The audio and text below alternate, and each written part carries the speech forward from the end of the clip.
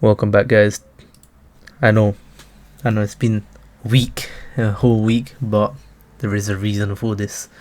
I had mock exams, so the past 2 weeks I had 5 exams throughout these 2 weeks, and I think I failed all of them. But anyway, I'm back, and this is a new YF. This is called a fanfiction from Shikilov. 7 years later. Here is a little summary. Also, I'm going to title this video "What if Naruto was banished and became the strongest Kage?" Anyway, 7 years later, after Naruto brings back Sasuke from the Valley of the End, he is banished by the council. 7 years later, the Rookie 12 and their senseis go on a trip to another village and go find out what our favorite blue-eyed blonde has been up to these last 7 years.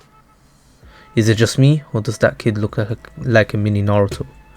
Anyway, from this summary we can tell a lot, and I hope you will enjoy this VF. And I don't think I'm going to be doing light goals anytime soon. I'm probably going to cover both. It's going to be 2 parts to this story.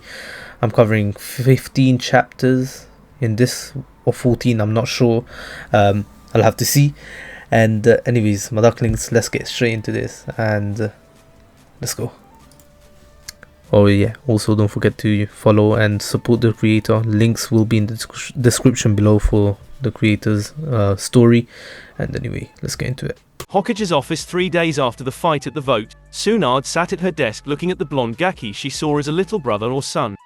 She couldn't believe that she was being forced to do this, that she was being forced to crush the blonde's dream. She closed her eyes and took a deep breath to hold back her sorrow and prepare herself for what she was about to do. "Naruto, there is something important I have to tell you," said Tsunade, never breaking eye contact from her fellow blonde. "What is it, Granny?" asked Naruto curiously. Once again Tsunade took a breath, realizing she may never be called Granny again, and had to regain control of her emotions. "Naruto, I wish I didn't have to do this. I have been ordered by the council to inform you that for using an rank assassination technique and severely injuring the last Uchiha, you are hereby banished from the Leaf Village. You have 2 days to leave or you will be executed. You are not to step foot within the Leaf Village or surrounding area until the end of your banishment. Your banishment is to last until further notice. I am so sorry, Gaki. I really did try, but I was outvoted. There was nothing I could do." As Tsunade was speaking, her voice was breaking, and never did she break eye contact with the blonde boy. She watched as his eyes dulled from their usual sapphire blue that could make oceans jealous to a dull grey. She watched as he paled and his mask cracked. She could do nothing but watch as the wonderful bright child fall into nothingness. She suddenly heard a whisper of a broken soul and heart. "Why?" A fair question spoken so softly you almost couldn't hear it. A voice that held so much yet was so very small. It was the voice of someone who's lost everything, and it broke her heart. But could she tell him why? In truth she knew that she didn't have to, because he already knew. Yet she answered anyway, knowing he needed to hear it out loud. "I could say it was because you apparently could have killed the Uchiha like they said. But you and I know it's not true. It's because of the Kyuubi. They felt the chakra when it was forced to heal you from the first Chidori. Some think the fox is breaking out. Others think it can take over your body, and then there's the people who think you're the fox. In the end they just wanted rid of you, and this was the perfect excuse," said Tsunade, wanting nothing more to hold the boy in her arms and say it was going to be okay. But she knew it'd be a lie, and so would he. "I guess I'm not taking the hat from you after all," said Naruto, breaking the silence that had built. However, the pain in his voice made her wish he hadn't. He reached up to his head and removed his headband and placed it on the desk. He then moved his hands to his neck and removed the necklace of the first Hokage that she'd given him. "You keep it. You won it fair and square. It's yours. Keep it for luck," said Tsunade, knowing that she could never take it back from him.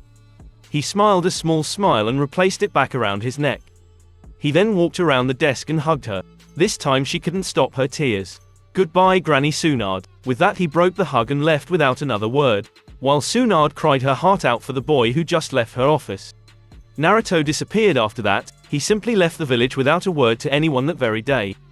The Rookie 12 and their senseis, excluding Sakura and Sasuke, were devastated. But that was nothing compared to Iruka's reaction, who fell into a depression for several months. When Jiraiya returned and discovered what happened, it took over 3 squads of Anbu, Tsunade and Shizune to stop Jiraiya from killing the council. Ever since Naruto left, no one has ever heard so much as a whisper to where the favorite whiskered blonde was. He had simply disappeared and remained so for several more years. Chapter 1. Years gone by.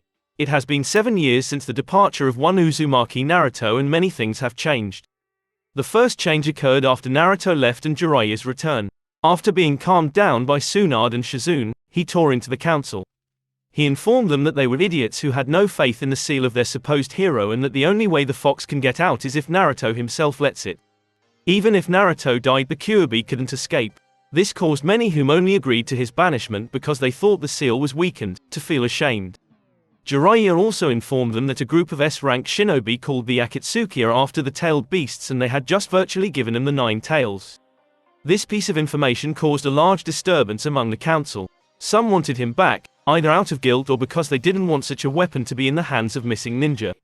Others wanted him to stay gone, saying that this way the group wouldn't attack the village. What caused the most upset was the last bit of information Jiraiya gave. It was the final nail in the coffin. He told them Naruto's parentage.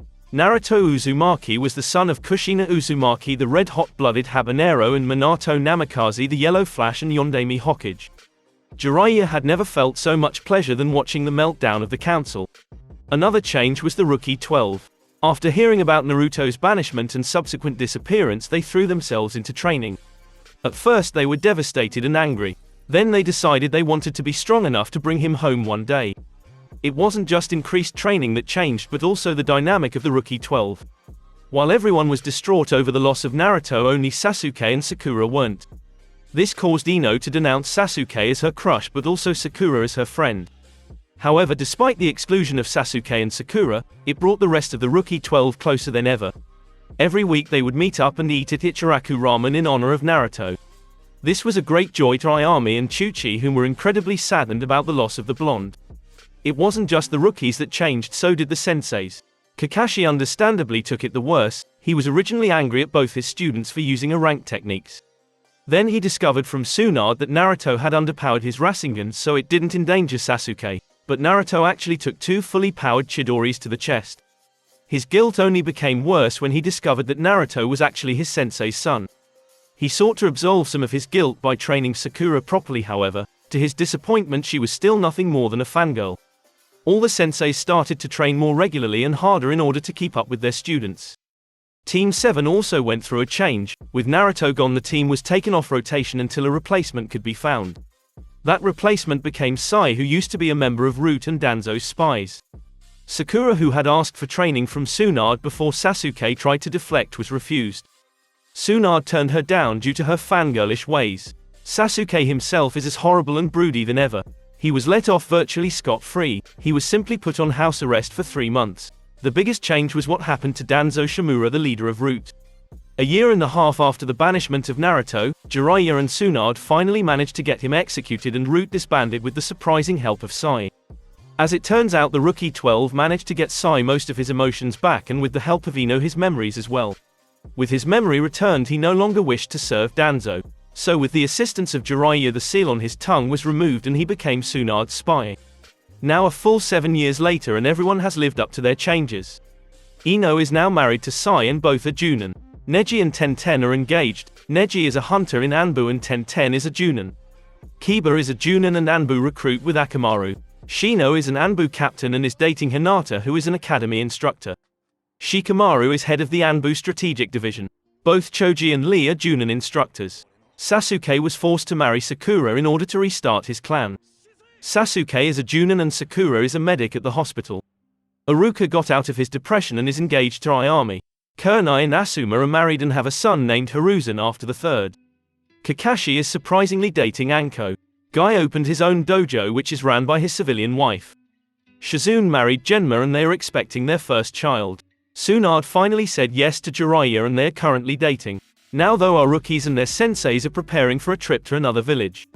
Their job is to find the Koshoku no Kage, Crimson Shadow, who is said to reside there, and ask him to join the Leaf. Everyone was standing at the gate. Kakashi let his lone eye gaze over the group. They had all come a long way, well except 2. He couldn't help but sigh when he thought about those two. He also couldn't feel anything about guilt when he thought about his third student. Despite Jiraiya's spy network and contacts, he couldn't find anything out about Naruto. As he finished that thought, everyone finally arrived. Okay, now everyone's here. Our mission is to head to Sukigakure, Hidden Moon Village, and find the Koshoku no Kage and ask him to join the Leaf Village. Also, Lady Tsunade stated that at this year Sukigakure has a festival on. We will be arriving a day before the festival begins. If we find the Koshoku no Kage, we are to send his reply via messenger bird and stay until the end of the festival. Any questions? Stated Kakashi. Kiba was the first to ask the obvious. Did Lady Tsunade just basically give us a mission to enjoy a festival? He asked. Confusion clouded his voice. Yes. Kakashi I smiled. Hinata raised her hand shyly. Yes, Hinata, asked Kakashi politely. Who exactly is the Koshoku no Kage? Hinata asked quietly. After all, academy teachers aren't exactly kept in the loop about bingo book entries. The Koshoku no Kage is an S-rank bingo book entry. He is not a missing ninja because he is apparently not affiliated to any village. Answered Kakashi. Ten was quick to voice her concern. Why exactly are we being sent, if he's an S-rank, and how is he an S-rank? Apparently, answered Asuma, he pissed off a bunch of the wrong people. His bounty on the black market is worth more than mine and Chiriku combined, and we are former 12 Guardian Ninja. Everyone looked shocked except Kakashi, Guy, Asuma, Kurnai and Sasuke, who looked excited. As for why us? Asked Lady Tsunade, said Kakashi. What are his skills, just in case we get into a confrontation? Asked Neji. Here's his bingo book entry, take a good look and memorize it. Said Kakashi as he held up a small black book. Name, unknown. Alias, the Koshoku no Kage, Crimson Shadow. Age, unknown. Traits, blonde hair and wears an Anbu-styled mask. Always wears black trench coat and a single silver earring. Village, unaffiliated. Known affinities, wind, water and lightning. Taijutsu, excellent, uses an unknown style. Kenjutsu, excellent, uses edge blade style. Has a katana with a red and white handle with a black blade. The blade is known as Iron no Kazuato, Eternal Scar. Chakra level, Kage or higher. Rank, S. Junin, engage with caution. Chunin and below do not approach. Bounties, Otogakure, wanted dead or alive 800,000 Ryo. Iwagakure, dead or alive 850,000 Ryo. Kumogakure, dead or alive 680,000 Ryo. The group looked stunned. They quickly composed themselves and took off. Little did they know they'd be meeting an old friend very soon. Chapter 2, Sukigakure. A figure was hidden in a tree, squatting on the balls of hid feet. The figure, though crouched, could easily be considered tall. It was definitely the form of a male, and he had spiky blonde hair that reached the bottom of his shoulders. The man's eyes were a stunning sapphire blue that could easily outshine the very gem they were colored after. He also wore an Anbu mask, and on his right ear a dangly silver earring shined in the light. This figure was the Koshoku no Kage, Crimson Shadow. The man ran a hand through his sun-blonde hair and sighed. Damn, I'm running late. His voice slightly deep and smooth. Without another word or sound, the man disappeared from the tree branch. The group containing the Rookie 12 and their senseis were traveling through the trees. They had been traveling for almost a day and were about to stop and make camp. Kakashi Sensei, how long will it take to reach Sukigakure? And could you tell us more about the village? Asked a curious Ino. Kakashi paused in his reading and decided to answer Ino's questions. Let's stop and make camp, then I'll tell you more. But, the trip could take anywhere between 4 days to a week at the most, it depends on how fast we go. Answered Kakashi, going back to his beloved orange book. After traveling quite a bit of distance, one of the other Junin spoke up, since this was a good camping spot. Kakashi, let's stop and make camp here. We can continue early tomorrow morning. Stated Asuma, fully aware that Kakashi is the mission leader. Sounds good. Kakashi replied and stopped running. It didn't take long to set up camp, and before they knew it they were all sitting around the fire. They all knew now was the time to get their questions answered. Kakashi Sensei, can you please tell us more about Sukigakure? Asked Ten, who was leaning against Neji. I suppose I can. Sukigakure is a village well known for their goods and scenery, but what it's famous for is the fact it's what we used to call a clan village. As you know, a ninja village is a village made up of several clans and other ninja. A clan village, however, is a village which technically doesn't have any ninja, but is full protected and ran by a single ninja clan. The ninja clan in Sukigakure is the Asurabeki, Grim, clan. They are famous for assassinations, including hidden weapons, kenjutsu, tracking, blacksmithery and being weapons experts.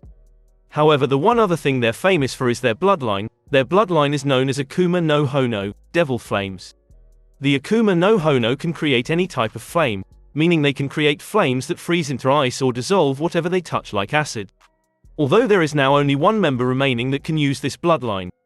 The Asurabeki clan merged other smaller surrounding clans with their own, making the original Asurabeki clan the main family. Stated Kakashi smoothly. Will they be okay with this being there? Asked Choji quietly. Yes. Despite being very dangerous, they are usually peace lovers, and Lady Tsunade sent a letter yesterday to inform them that we are coming. Informed Kakashi without his eyes leaving his book. Hinata poked her fingers together, which was an old habit that she never got rid of, and spoke. What exactly is the festival that will be at Sukigakure? She asked in a soft, gentle voice. Kakashi smiled. The festival is called the Kazoku, Heiwa no Saiten, Love, Family and Peace Festival.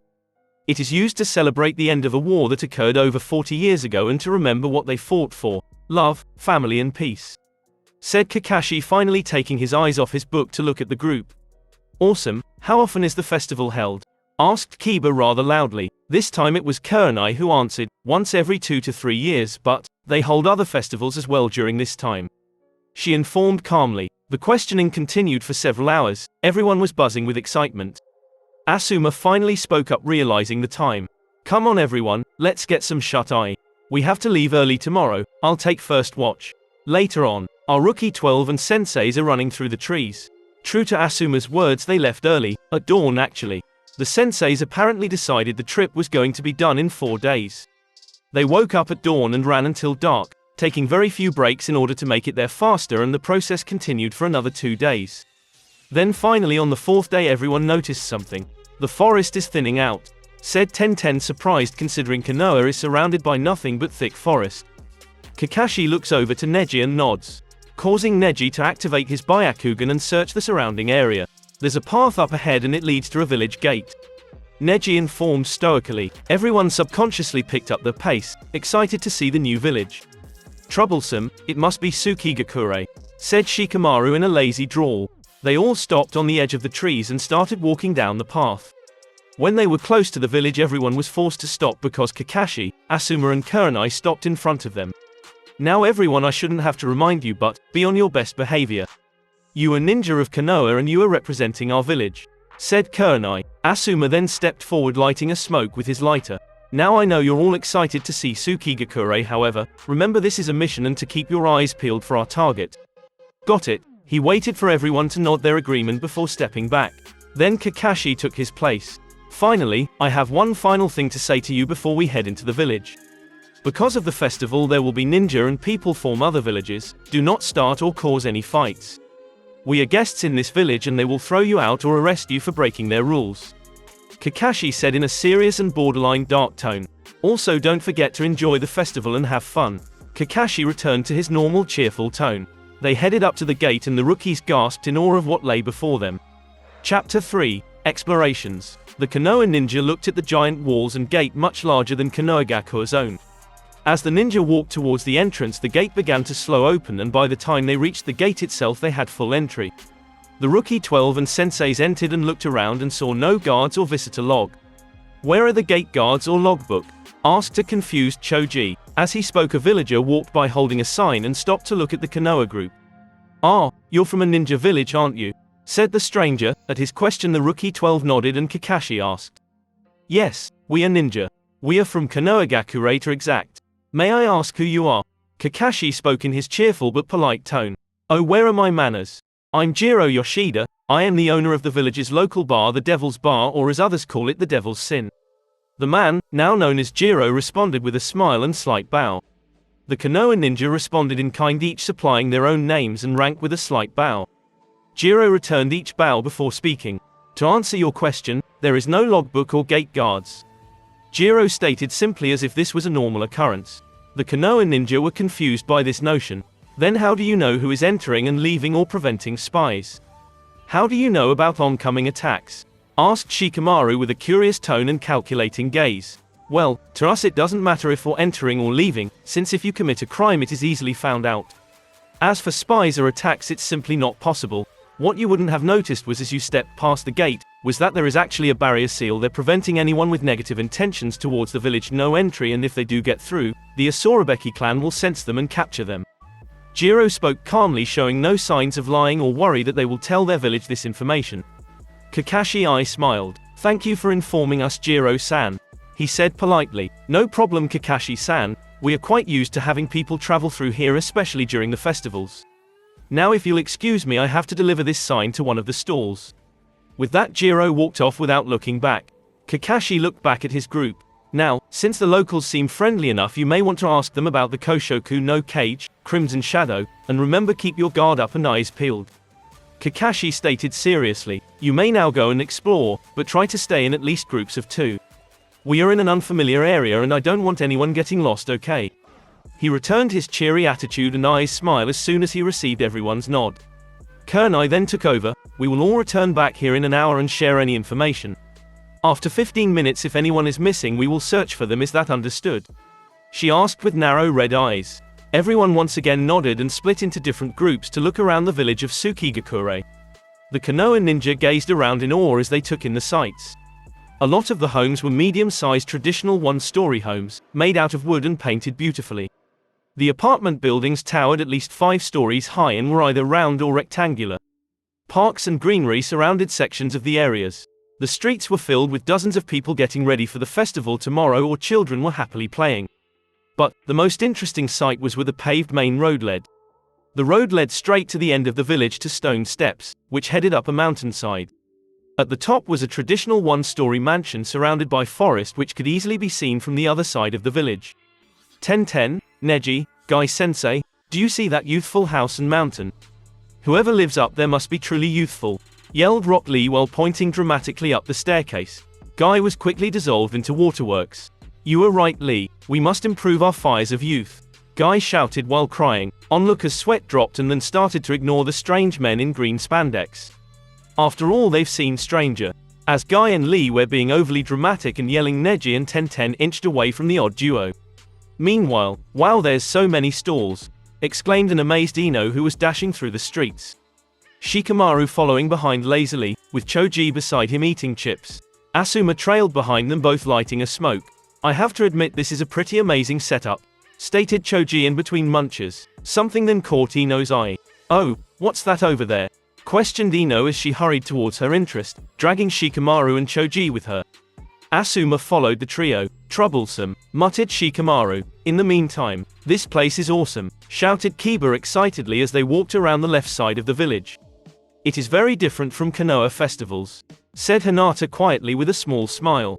"I think that the most logical course of action is to speak to the inhabitants," stated Shino in monotone. Kurenai smiled in pride and Hinata nodded in agreement. Kiba just looked confused. "What?" Confusion laced Kiba's voice. Hinata came to poor Kiba's rescue. "Shino is saying we should ask the villagers questions," she explained in a gentle tone. "Okay then, let's go talk to that guy over there," Kiba said impatiently as he ran off. Hinata and Shino looked at each other before following. Korean's eyes twinkled in amusement and she followed her old students.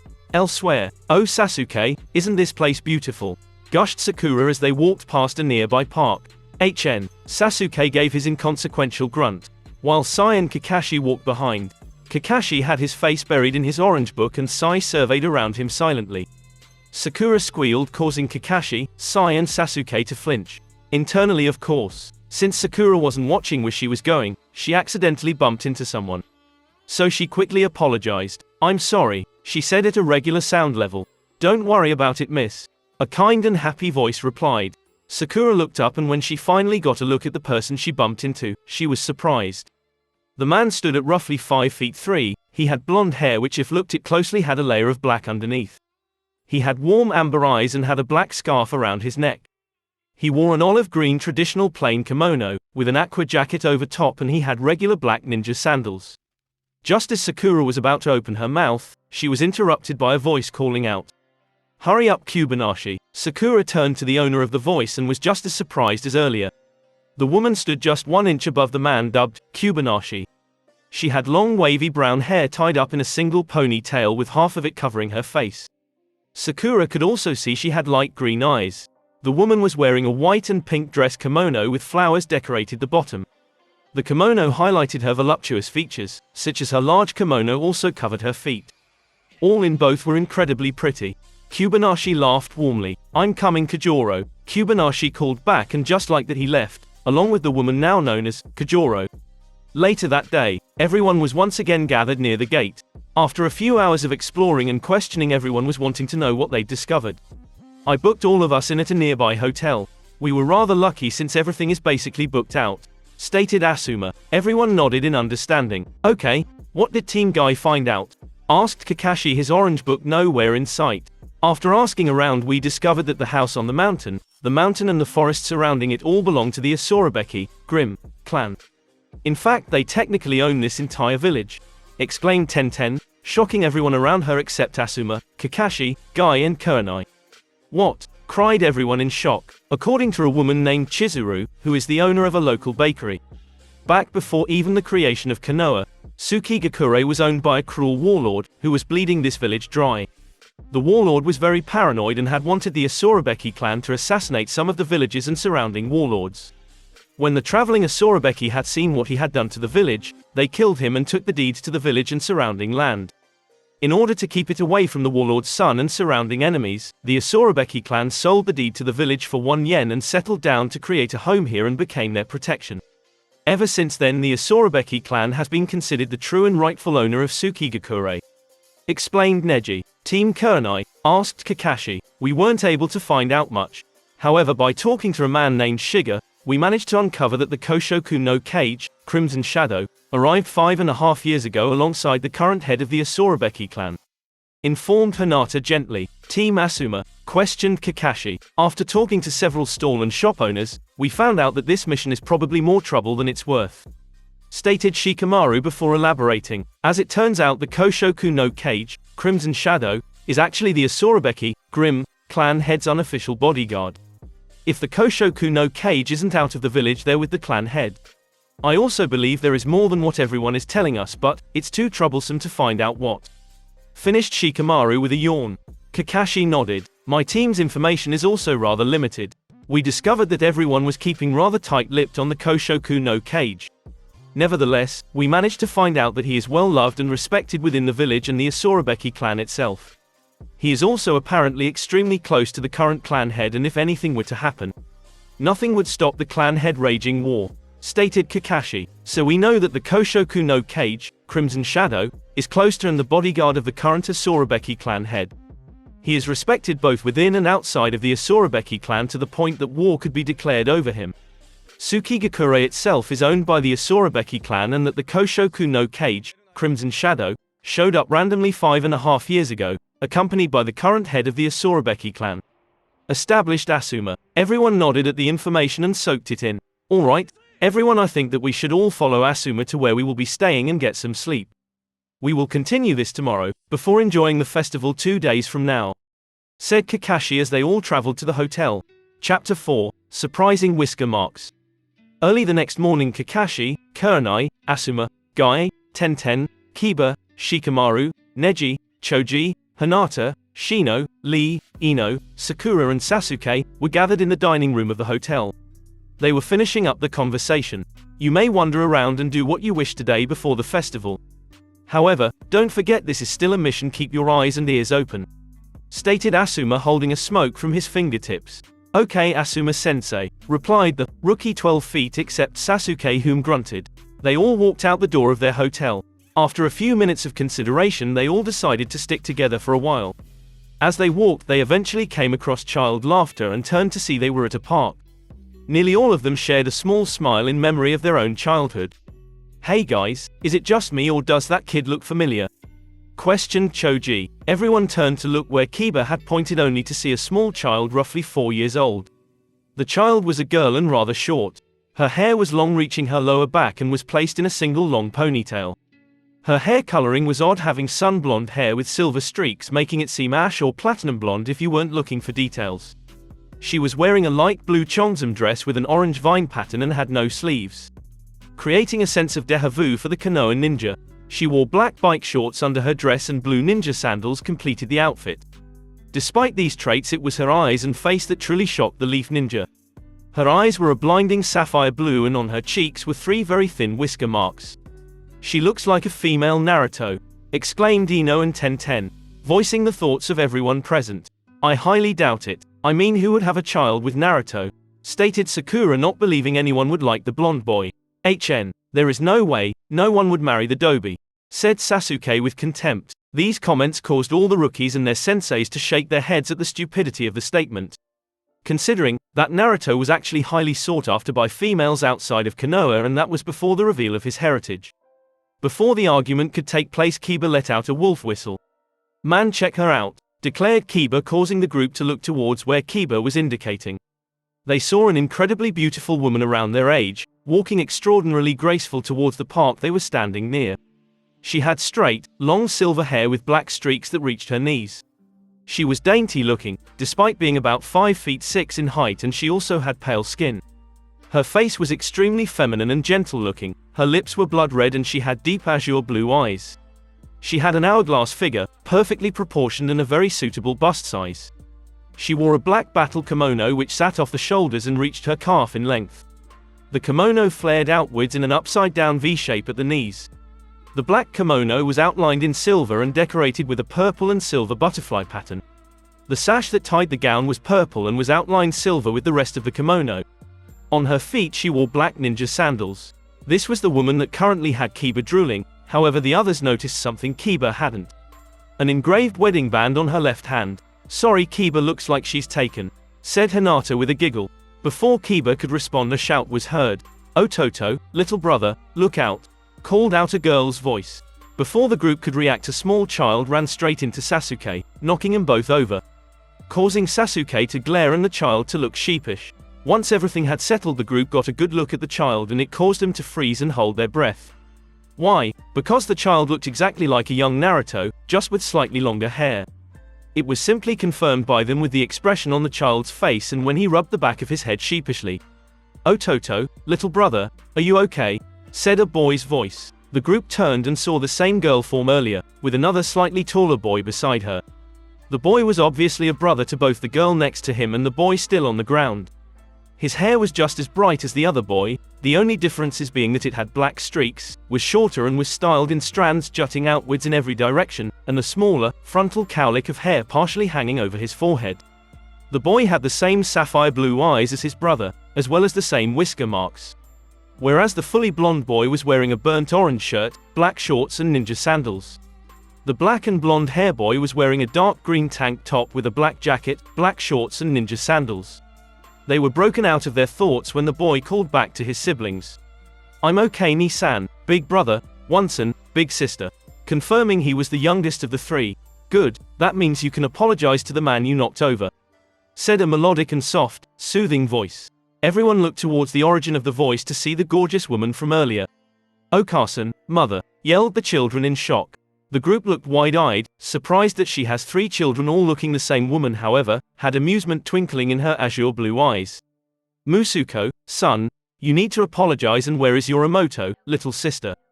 The second part was directed to all the children. Meanwhile, the Konoha ninja looked like their eyes would fall out. "I'm here, Okasan," yelled another girl voice. The girl was definitely the woman daughter, there was zero ability to doubt it. The girl was a carbon copy of her mother, except she had matching whisker marks with her sister. The girl had silver and black hair that went to her mid-back and was put in a braid. Her eyes were a cross between azure and sapphire blue. She was wearing a violet cheongsam dress with white flowers. She wore black tights underneath the dress and had purple ninja sandals to complete the outfit. The girl was out of breath like she had been running laps. Her mother shook her head in amusement. Before looking pointedly at her son, who sighed, "I am very sorry for running into Mr. I should have been watching where I was going," the boy said, bowing slightly. Sasuke looked like he wanted to say something but simply nodded his head and accepted the apology. During this, a bunch of the rookie 12 and Kurenai was still in shock. The woman had 4 children all the same age. Kurenai was surprised but most of all sympathetic. She had already given birth to only one and it hurt like hell. "Excuse me, miss, but which is the eldest and what is their names?" asked Sakura, who sadly has been unable to conceive her own child yet. The woman smiled softly in response to her question. "The black and blonde-haired boy is Ryu, he is the eldest. The silver and blonde-haired girl is Atsuko, she's the second eldest. The fully blonde boy is named Hikaru. He is the third eldest child, and finally we have Miyu. She is the youngest child. She said with pure happiness and pride lacing her soft voice. How old are they? Asked Ino in excitement. It wasn't the mother who answered. We're 4.5. Yelled a very happy Miyu, making everyone think they heard wrong. Ryu noticed and rolled his eyes. You didn't hear wrong. We're quadruplets. I'm the eldest by 3 minutes. He said in a bored tone of voice. Before another comment could be said, Atsuko quickly changed the topic. Okasan, did you come get us to go shopping for the festival tomorrow? Asked Atsuko curiously. As a matter of fact, I did. Actually, we need to go if want to be on time for the tailor. Explained the mother genteelly. The kids gave a small bow and quickly said their goodbyes, as did their mother, before leaving. Everyone stood there blinking. Does that mean Naruto is married to that babe? Asked Kiba in shock and pride. No way in hell. The whiskers could just be a result of a bloodline. Said Sakura, trying to convince herself more than anyone. Really? What about the blonde hair and a mini Naruto? Asked Ten. One of his grandparents could have blonde hair for all we know. The so-called mini Naruto could just be a genetic mix. Exclaimed Sakura, failing to convince herself and everyone by this point. After that emotional battle, the groups wandered around Sukigakure and eventually went back to the hotel to get ready for the festival the next day. The Konoha ninjas looked around the village in awe. Stalls filled the streets and lanterns and fairy lights were hung above the streets and on buildings.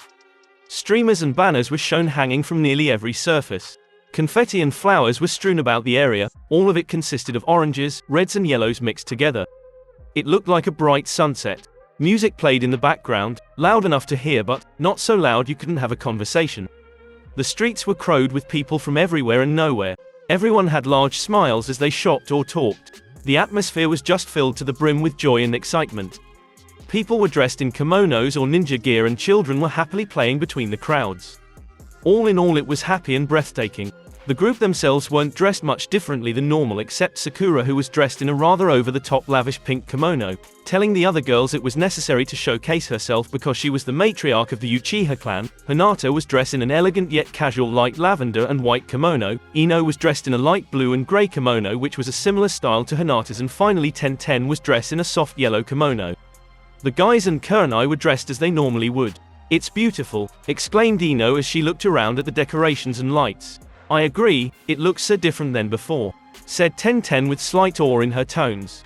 Well, everyone knows what to do, however right now the most important thing to do is enjoy, said Kakashi, smiling at everyone.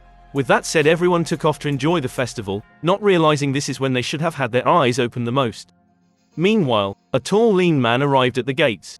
The man was wearing black ninja combat boots on his feet, above which was black Anbu-style pants with more pockets than anyone had seen before. He wore a shuriken holder on his right leg and a kunai holder on his left hip. Tape was wrapped around his left leg. On his hands were black fingerless gloves. The man was wearing a dark red muscle shirt which showed of his broad chest and sculpted abs. If it wasn't for the shirt you would think he had the body of a runner.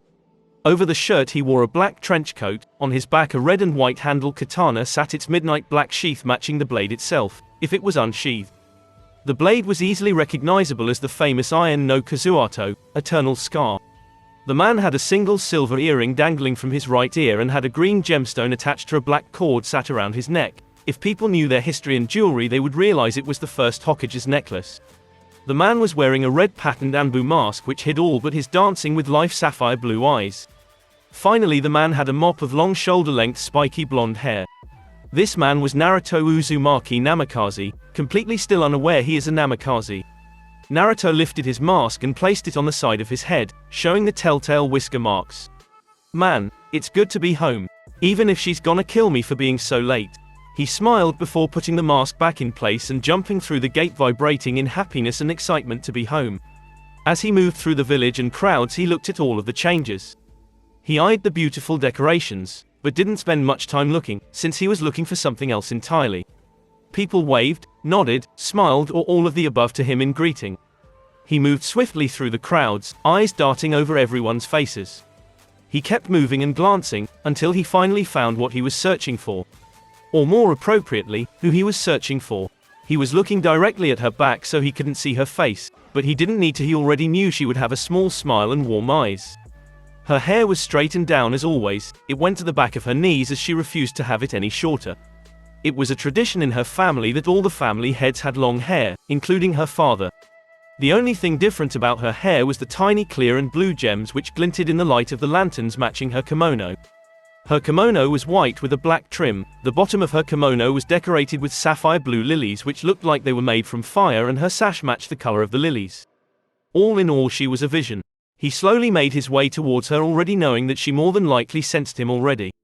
As soon as he was 3 steps behind her, she turned her head to face him with a warm smile. She went to speak, but before she could get any words out, Naruto felt something heavy impact his legs with a loud cry of, "Otosan, father."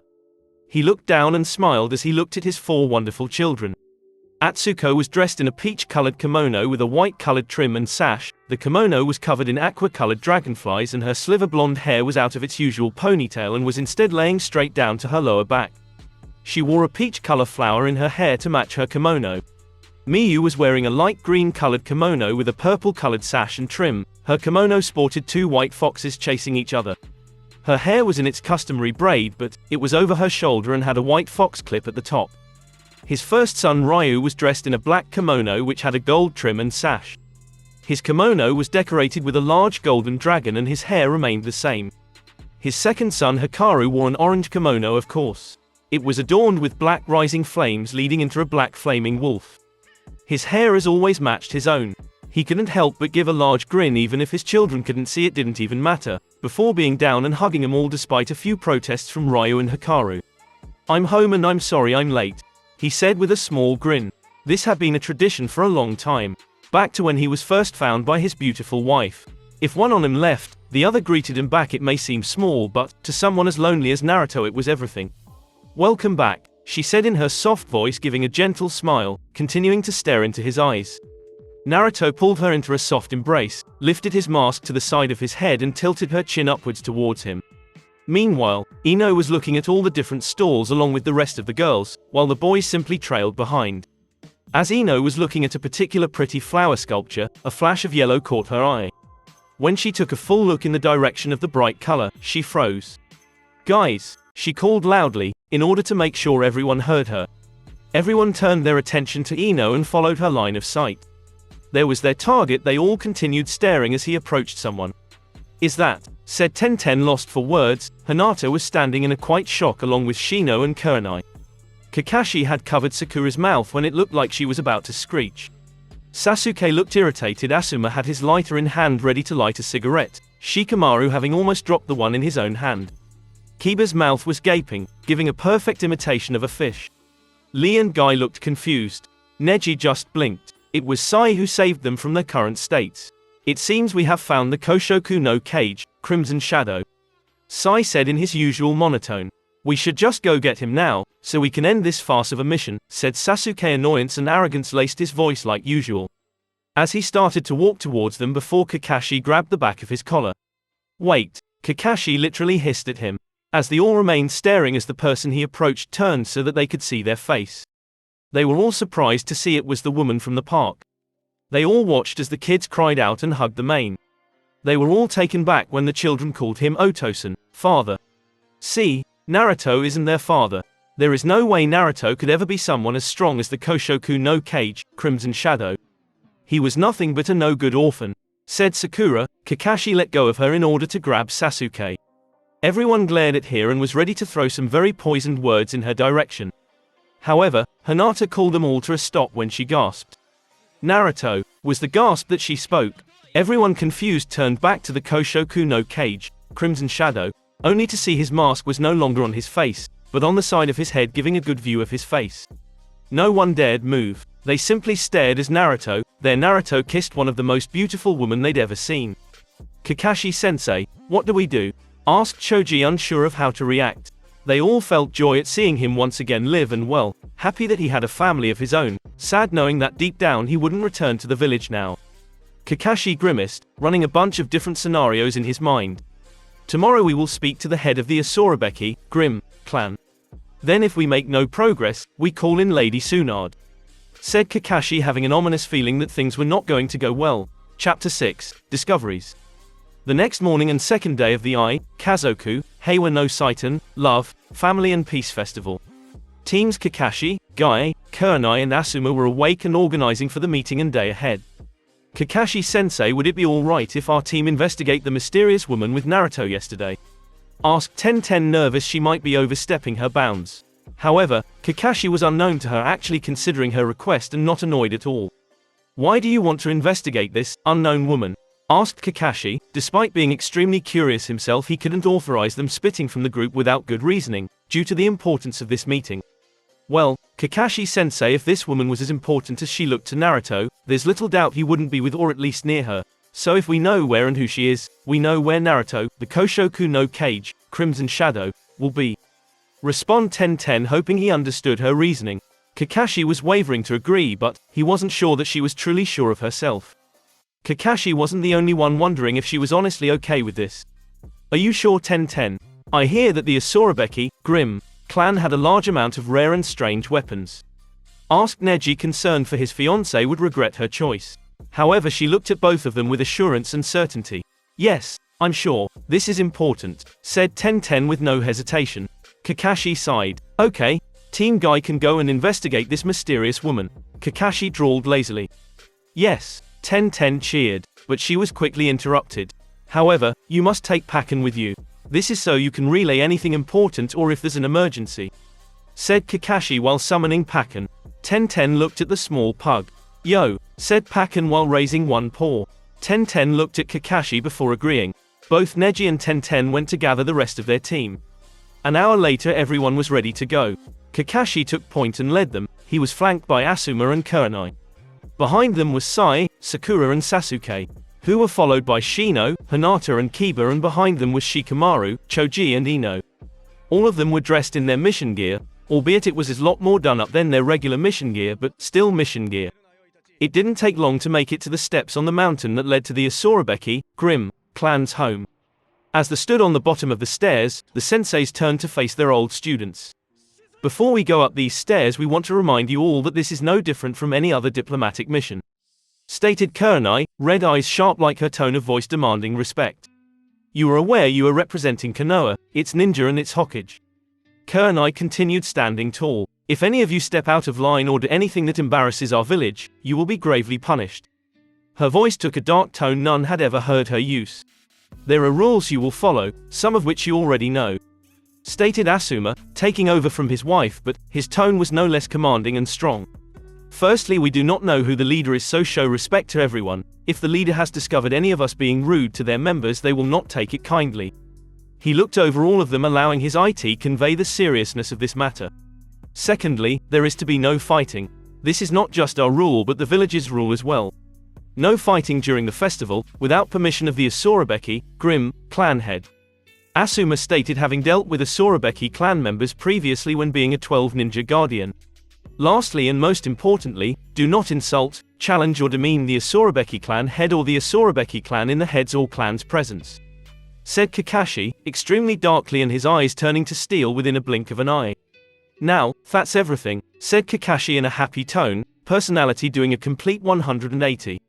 However, the tension in his shoulders was noticeable to anyone who genuinely knew the scarecrow. Shoulders squared, they made their way up the large stone staircase. After a lengthy climb, Kakashi and the rest of the senseis and Konoha 12 stood at the top of the large staircase they climbed. Geez, how do these people climb those all the time? Questioned a slightly puffing Ino. You have to admit it's good stamina training, said Kiba. Akamaru barked in agreement. As Kiba and Ino argued, the group had moved toward a set of gates slightly further in from the steps. Just like the village gate, this gate was also wide open and had no one guarding it. This odd phenomenon was noticed and noted by the senses and Shikamaru. The rest of the rookies were fawning over the design of the wooden gate. The gate stood high and had a Asurabeki, Grim, engraved at the top. Around the gate was decorated with carvings of swirling flames. Sasuke simply didn't care, and Sakura was drooling over how awesome Sasuke was. The ninja all visibly straightened before walking through the gate. In town, Tenten, Lee, Guy and Neji were having a bit of trouble trying to find someone to talk to. Everyone was simply too busy due to the festival and to completely trusting of the Konoha ninja. The ninja, however, had a slightly different problem. They didn't know who lived in the village and who was visiting, since they had not ever been here before. Why don't we speak to the woman that owns the bakery? Questioned Neji, looking towards his future wife. You mean Chizuru? Said future wife looked at him like she did at weapons before becoming angry. No one thought of this sooner. With that, the four of them trudged on to find Chizuru. Back on the mountain, everyone was standing in a courtyard. The courtyard was paved with stone and had several different pathways. Off to the front left was a small stone garden. In front of the group was a lovely traditional mansion with a wraparound raised porch. The whole home was made of dark wood. It also helped that surrounding the home was a very luscious forest. As the group headed through the courtyard, they finally found someone. He was standing at the entrance of the house, in front of the porch. The man had blonde and black hair, he had amber eyes, and he wore an olive green traditional plain kimono, with an aqua jacket over top, and he had regular black ninja sandals. It didn't take long for Sakura to recognize this man. After all, she bumped into him before the festival. Before she could continue her thoughts, the man spoke. Hello, my name is Kubanashi. I wish to welcome all of you Konoha ninja and hope you've enjoyed our village. Kubanashi spoke with a warm, kind and happy voice that easily put the Konoha ninja at ease. It also helped that he didn't seem like a fighter. Kakashi went to speak but was interrupted by another voice. What are these people doing here, Kubanashi? The group followed Kubanashi's gaze and saw a black-haired man with dark green eyes. He was lean and wore all black. Both his forearms were bandaged and he wore plain black gloves on his hands. He had a large sword that was covered in bandages on his back. His face was stoic and his eyes were cold and hard. They are here with the commander's permission, Saizo, responded Kubanashi with ease. The two of them seemed to have a silent conversation, which made Saizo nod and disappear. Kubanashi turned back towards the group. I apologize for Saizo, he has an issue with trusting others, especially ninja. Kubanashi said with an apologetic smile. He started leading the group into the compound. Kubanashi-san, from what I have gathered, I was wondering if you were Asurabeki-sama's representative. Asked Kurenai in a respectful tone of voice. Kubanashi couldn't help but chuckle slightly. I am rather amused you think that Miss. No, I am not Commander's representative. Commander is here on the compound, so there is no need for a representative. Besides, I am not of the correct social standing even if Commander wasn't here. Replied Kubanashi politely. May I ask what your social standing within the clan then? Asked Kurenai just as politely. Also, who is this commander you continue to mention? Asked Asuma in curiosity. Commander is what we call our clan head. It is a tradition founding back to the first clan head. As informing you of my social standing, it is of no issue. I am a vassal of the Asurabeki, Grim, clan. Answered Kubanashi, shocking the sensei slightly. Don't look so surprised, most of, if not all of those within the clan are actually vassals of the clan. Smiled Kubanashi. He suddenly stopped walking and the group stopped in surprise, not even noticing they'd been walking through the mansion this whole time. We are here, the commander is just inside. I will escort you back when your business is concluded. Stated Kubanashi, opening the door for the group. The group walked through the door. With Tenten, Lee, Guy and Neji. The group was sitting around a table with a cup of tea each and a plate of biscuits in the middle. Chizuru-san, I was wondering if you could tell us about the Asurabeki clan head and possibly about the romantic partner of Koshoku no Kage, Crimson Shadow. Asked Tenten politely. The brown-haired, glasses-wearing woman giggled. Of course. But first you need to know that Koshoku no Kage, Crimson Shadow, is actually married. Oh, she is a rather wonderful woman. Also you need to know the obvious. Said Chizuru happily. The obvious? Which is? Asked Neji, curiosity leaking in. Certainly. Well, what is obvious is rather simple and you'll kick yourselves for not realizing it sooner. There were more than enough hints. Said Chizuru, confusing the group. Chizuru-san, can you please not speak in riddles? We need information on the two people. Said Tenten. That's just it, there is no two people. Said Chizuru, not easing the confusion, only adding to it. Huh, said Tenten. The Asurabeki clan head and wife to the Koshoku no Kage, Crimson Shadow, is the same person. Said Chizuru, making everyone's eyes go wide at the declaration. So what you're saying is that the Asurabeki clan head and the woman we saw with the Koshoku no Kage, Crimson Shadow, are the same person. What about the woman in the park and those 4 kids that looked like him? Asked Neji, mind working overdrive. Chizuru smirked. Did this woman have silver and black hair? Questioned Chizuru. Yes, she did. Neji responded, nodding. What if hypothetically, I were to say that those 4 kids look like him because they are his? Or that the woman you saw was his wife? Responded Chizuru, drinking her tea. While Neji froze. Neji? Questioned Tenten. Thank you for the tea and information, Chizuru-san. Said Neji as he rushed his team out of the bakery. After they left, a shadow appeared to Chizuru's right. Are you sure that was wise, Chizuru-san? asked the figure. Only time can tell, Yuji-san, responded Chizuru, still drinking her tea. After leaving the bakery, Neji led his team to a nearby empty area. Neji, what was all that about? Asked Tenten, annoyed she had no idea on what's going on. Chizuru just gave us some very important information, Tenten, said Neji, having everything click into place. Be clear, Neji, yelled Tenten, fed up and annoyed. Chizuru-san, just confirmed that the children we ran into were Naruto's, stated Neji. Tenten nodded, already assuming as much from their appearances. She also confirmed woman we saw at the park was Naruto's wife, Neji stated, and left the sentence, having to see if Tenten would figure it out. But Chizuru-san said that Naruto's wife and the Asurabeki clan head was the same person, said Tenten, finally catching up. Which means we already met the Asurabeki clan head, said Neji, sending the group into silence. Chapter 7, Discussions and Disagreements. The group entered through the door that would lead them face to face with the mysterious Asurabeki, grim, clan head, and despite themselves they felt nervous. Determined to complete their mission and get answers, they squashed it down and buried it. As they walked in, they noticed it was a reasonably large room. It appeared to be like a small dojo, however the cushions on the floor and the floor slightly raised at the head of the room, creating a platform. The room had fairly good lighting, not as bright as the halls that they had walked through. What stood out to the group the most was the single person sitting formally on the singular cushion on the platform. When they got a look at her, the group was completely still. Not only was the head not what they expected, but also who. More importantly, they were stunned that they'd already met her. She was easily recognizable, not only due to her beauty, which was unquestionably not only an understatement to describe her, but undeniably unforgettable. But in this case it was her clothing and hair color that made it obvious. She wore a black battle kimono that was off the shoulders, that split into an upside-down V shape at the knees and reached her calves. The kimono and its sash has a silver outline, and the sash itself was purple-colored. The kimono was beautifully decorated with a purple and silver butterfly pattern. Not able to see her feet due to the formal sitting, they can only assume that she wore the same as last time, black ninja sandals. Her silver hair with black streaks went to her knees in length, was straight down and framed her face. Her pale face was delicate and sharp but remained wholesomely feminine looking.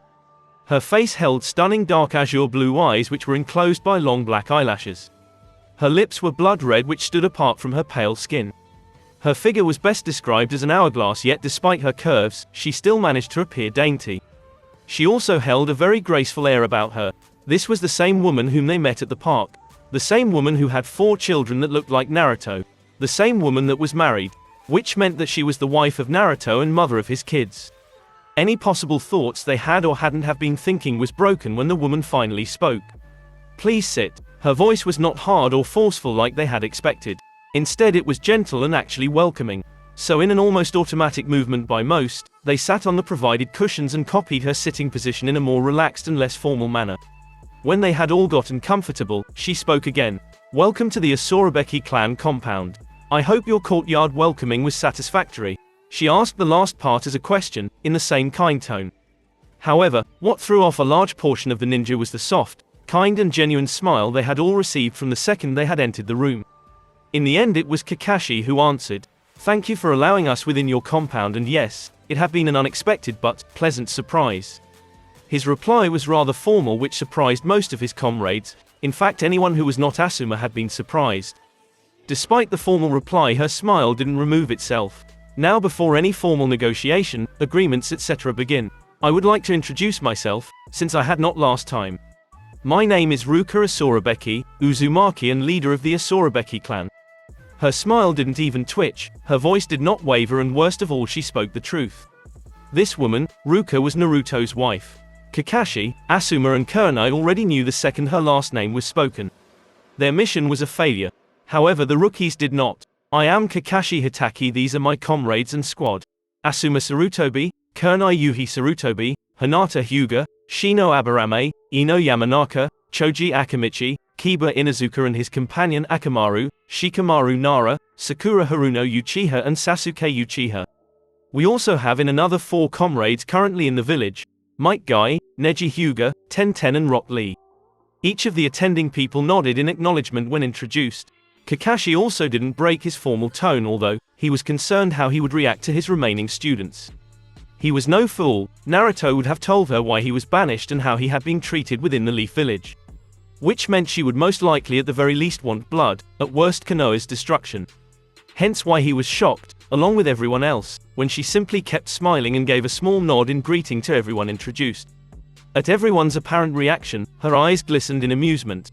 There is no need to be concerned. When you entered this village and compound, any predigest or anger I had towards any of you are non-existent. This festival is about peace, love and family. Hence the name the Kazoku, Heiwa no Saiten, love, family and peace festival. I will not dishonor the meaning of this festival by feeling and doing the opposite. Not only that, but this meeting has nothing to do with such things. Her voice showed her genuine honesty in what she spoke while keeping its soft tones. Very well, I shall believe you. Shall we commence the discussion? Asked Kakashi, freaking the Konoha ninja out at how un-Kakashi he was acting. On to business then, what is it you need? Ruka asked a small amount of authority in her soft voice. Lady Tsunade gave us a mission which involved tracking down the Koshoku no Kage, Crimson Shadow, and persuade him to join Konoha.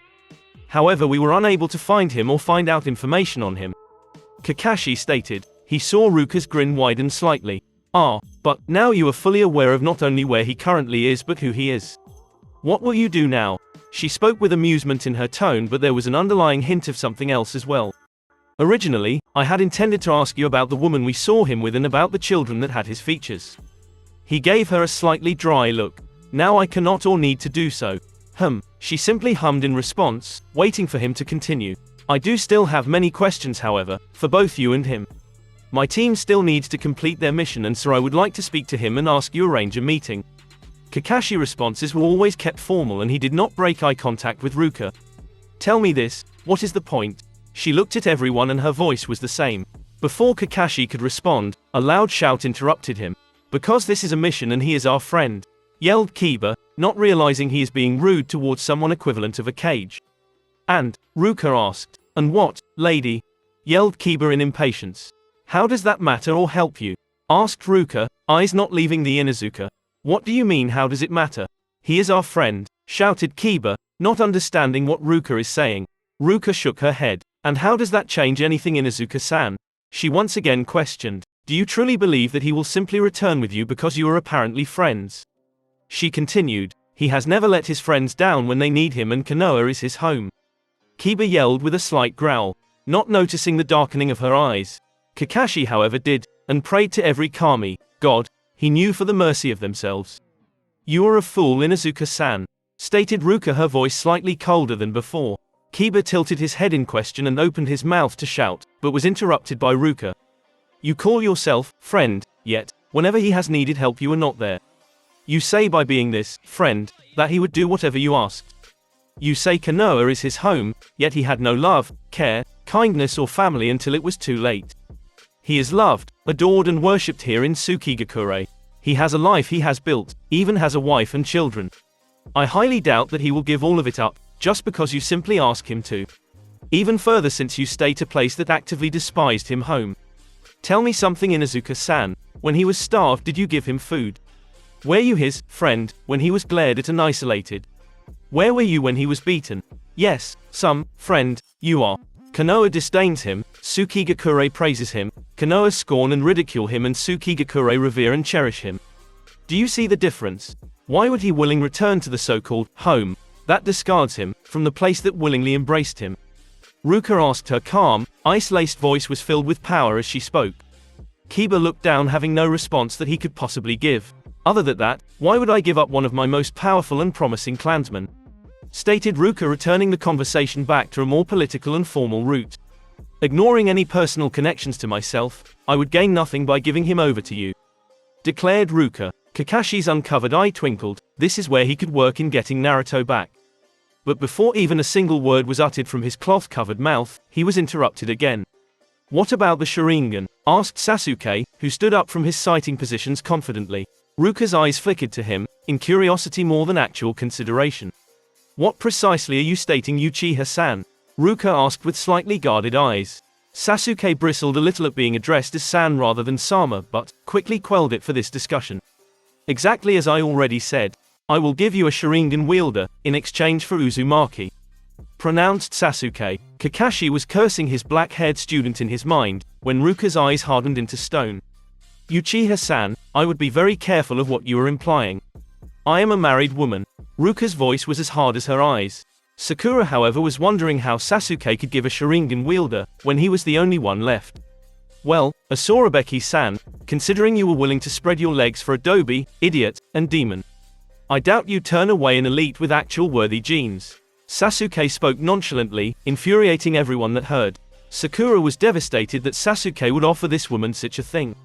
Especially since he refuses to do so with her and would not allow her to have his children. Despite the counsels didn't matter though, because as soon as Sasuke finished speaking the room was blasted with chakra and killing intent, ki, so strong, the floor cracked underneath Ruka. Enough. Her smile was gone, voice filled with anger and was saturated in ice, vibrated off the walls. Her eyes seemingly grew hard enough to solidify and her body radiated rage.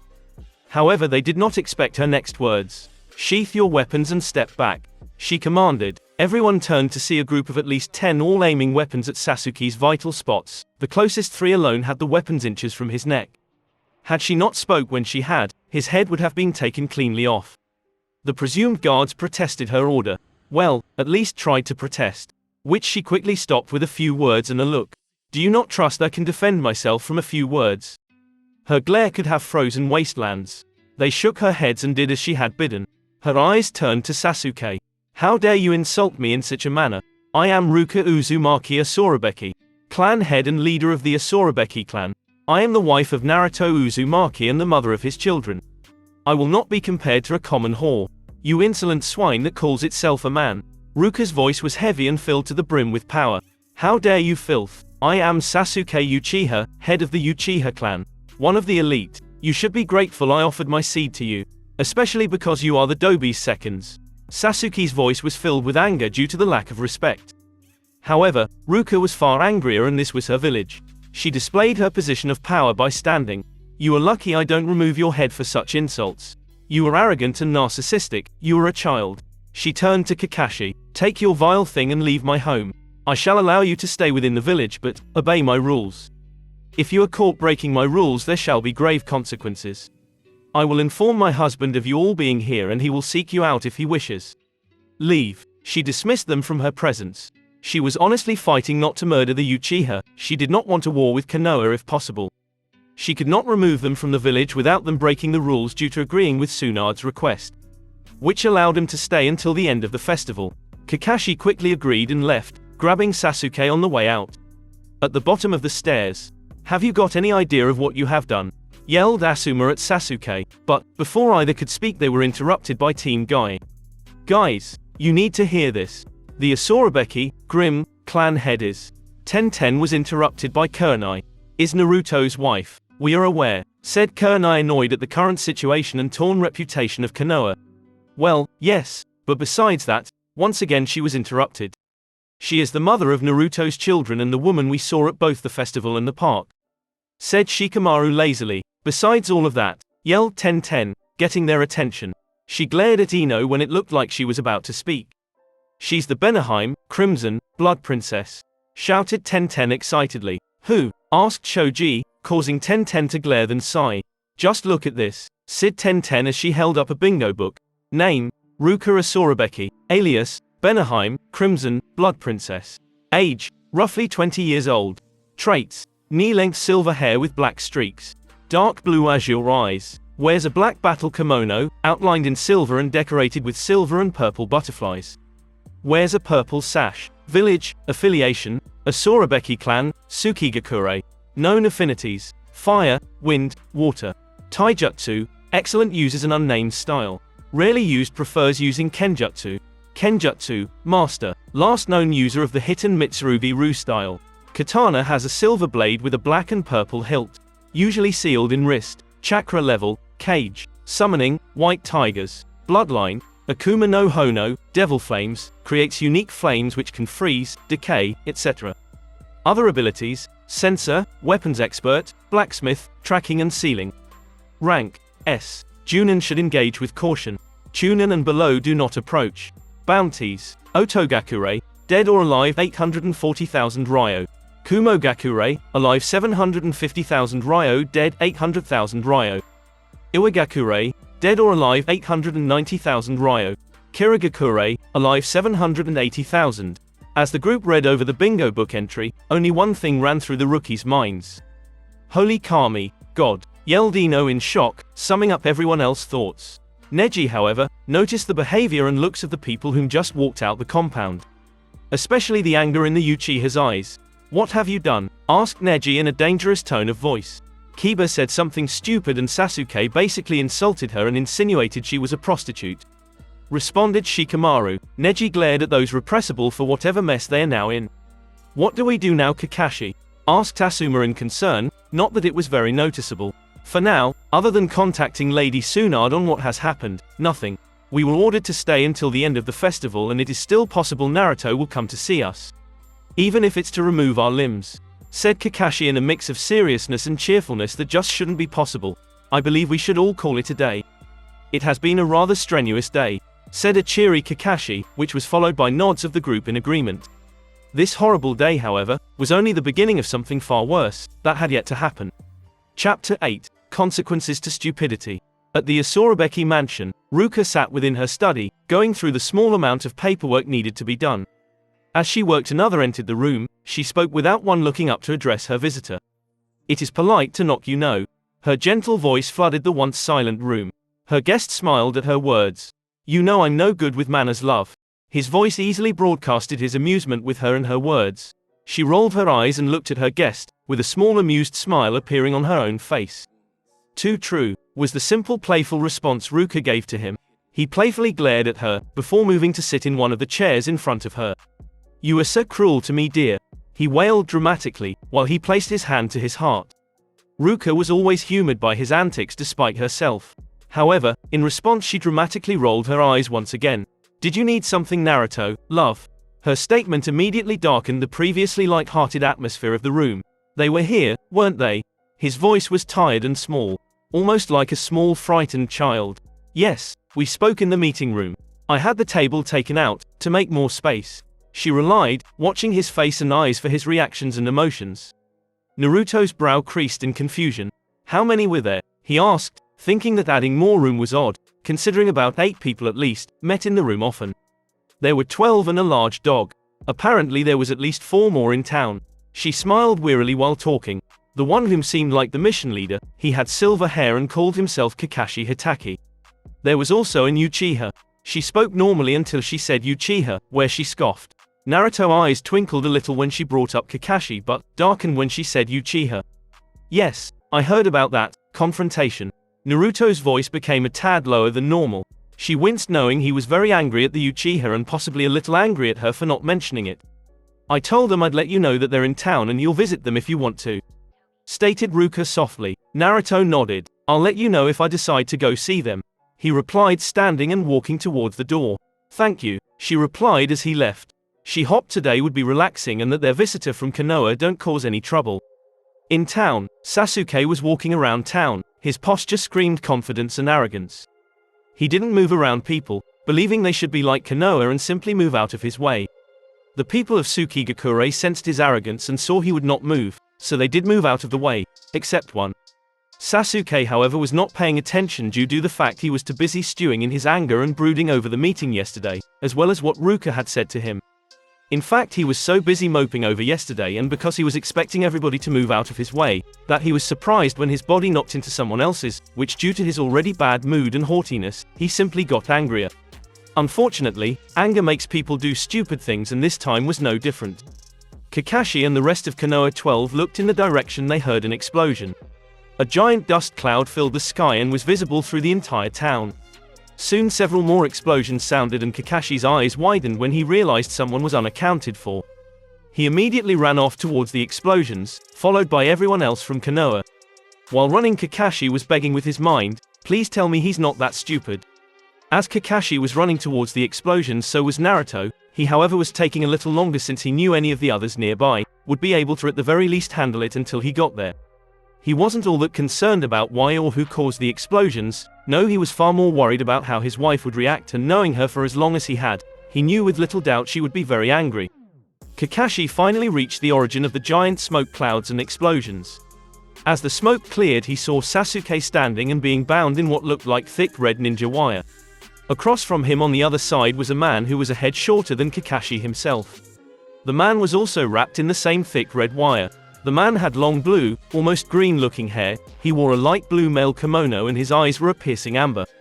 In between the both stood the vassal known as Kubanashi, the same thick red wire was held in his hands binding the two troublemakers.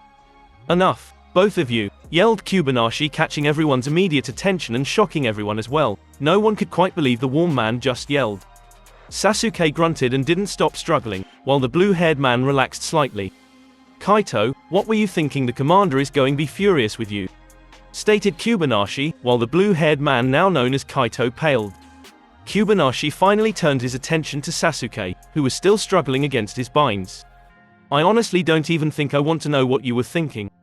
The commander is already pissed enough at you. After what you did yesterday, you are actually stupid enough to break her rules."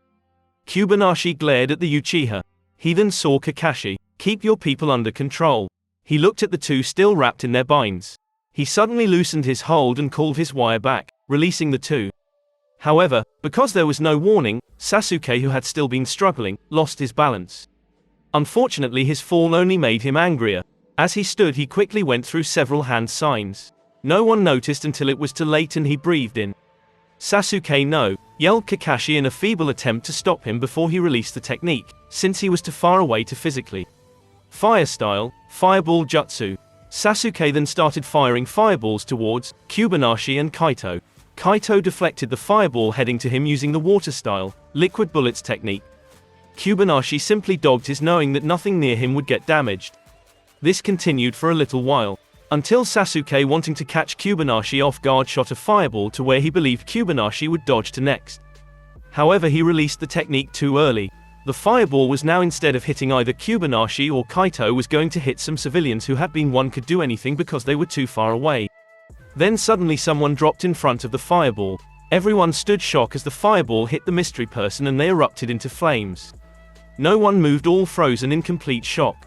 Then all of a sudden the dark orange flame started changing color and rise. The pillar of blue fire swiftly settled and all that remained standing was one very angry Ruka Uzumaki Asurabeki.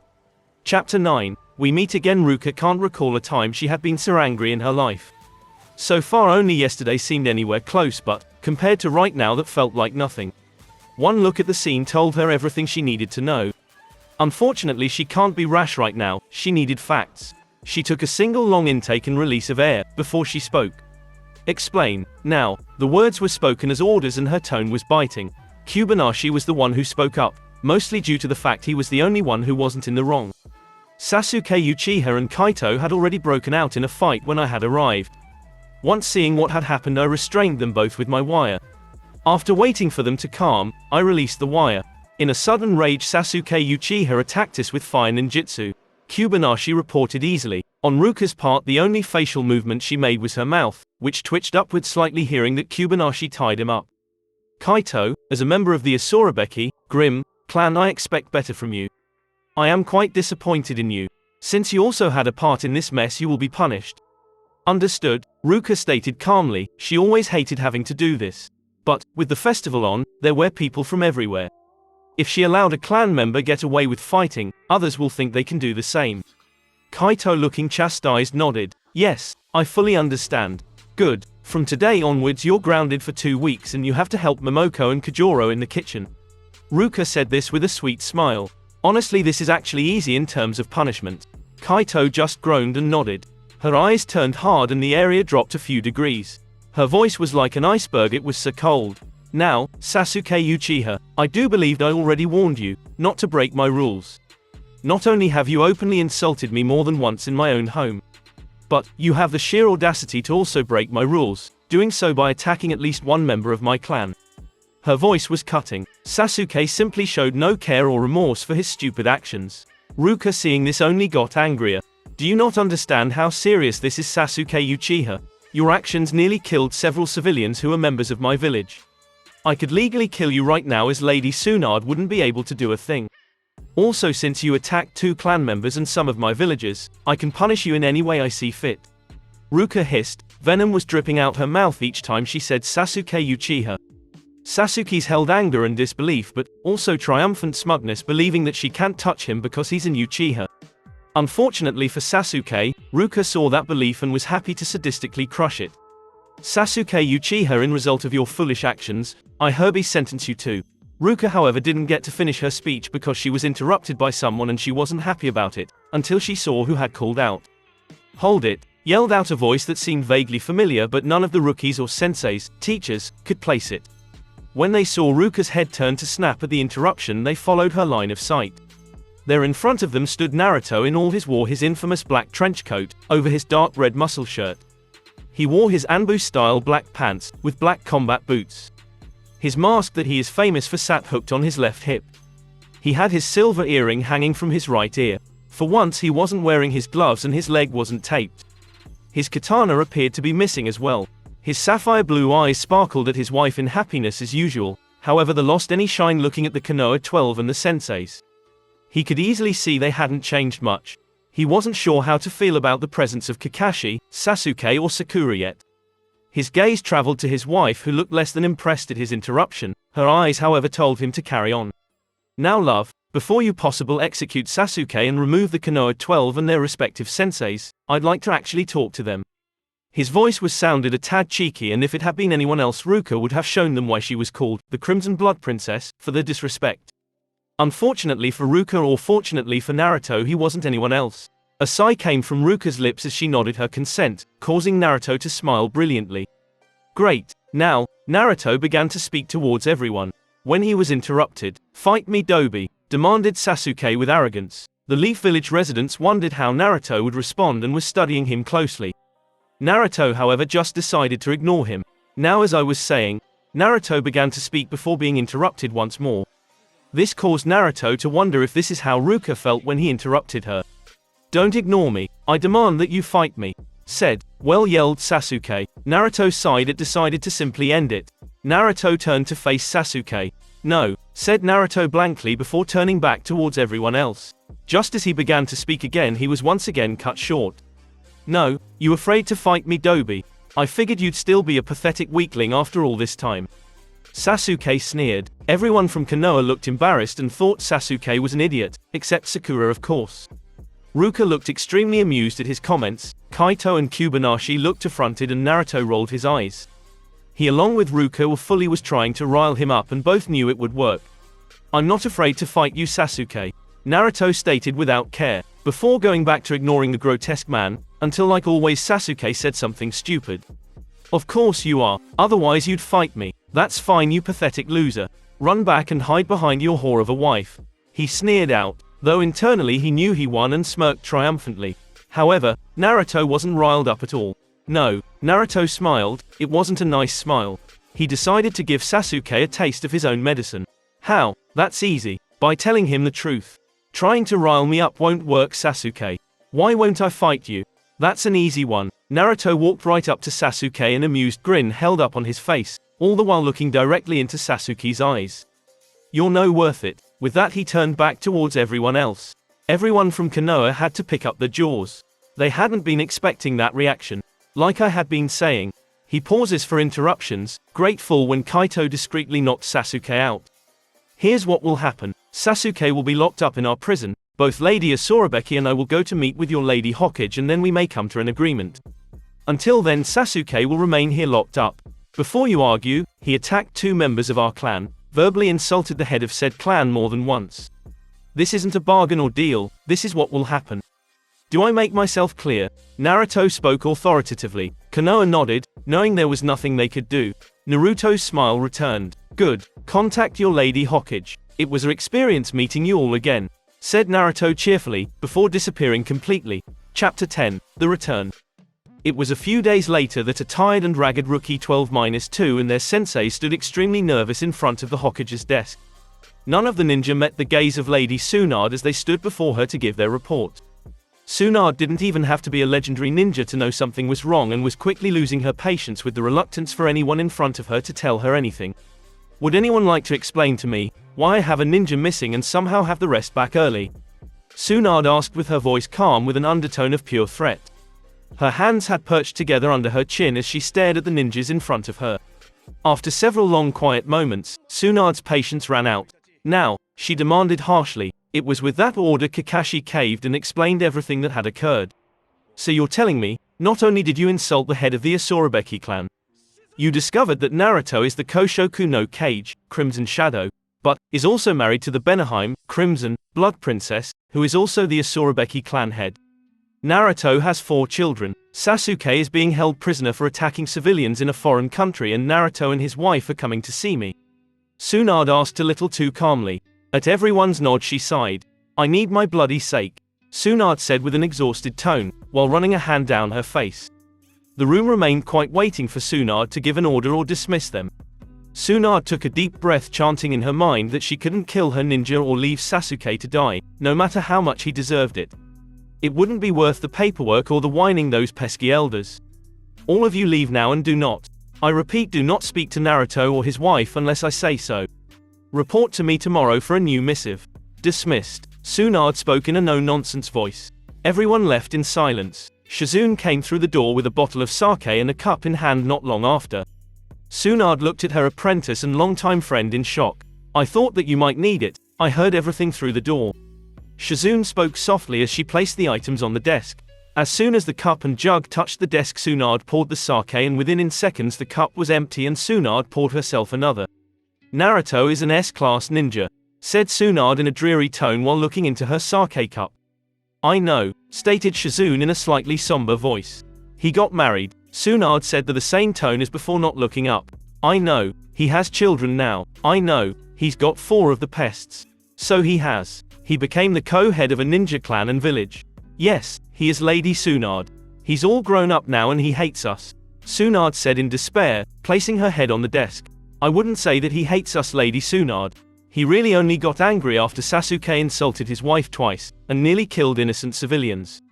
Also, he is coming to the village, he wouldn't do that if he hated us, said Shizune, attempting to comfort her longtime friend and teacher. That's just it. Why is he coming here to the village? Said Tsunade, asked in a frustrated tone. Don't you want him to come back, Lady Tsunade? Of course I do, Shizune, but that doesn't mean I understand why he's coming here, Tsunade said, running a frustrated hand through her hair. What do you mean, Lady Tsunade? Asked Shizune, confusion in her tone and on her face. Naruto, even if he is a co-clan or village head, is still banished. He still technically can't come here without breaking his banishment order. However, we could have gone to his village and he wouldn't be taking such a large risk, stated Tsunade. But didn't the council rescinded his banishment order? Asked Shizune. It doesn't work like that. Even if the council rescinds the order, it has to go through the proper channels, and by the order of banishment Naruto is still banished, until he has been informed otherwise. The council added this stipulation in order to prevent him coming back if I found a way to remove the order later. Because Naruto would have to be informed as a ninja of the leaf. Which means I give the official order to a ninja and have them find Naruto and bring him back, or he has to enter Leaf Village land for him to find out. The order prevents him from entering anywhere near Sukigakure. The first option would most likely have been interfered with by the council or Danzo at the time, to prevent his return.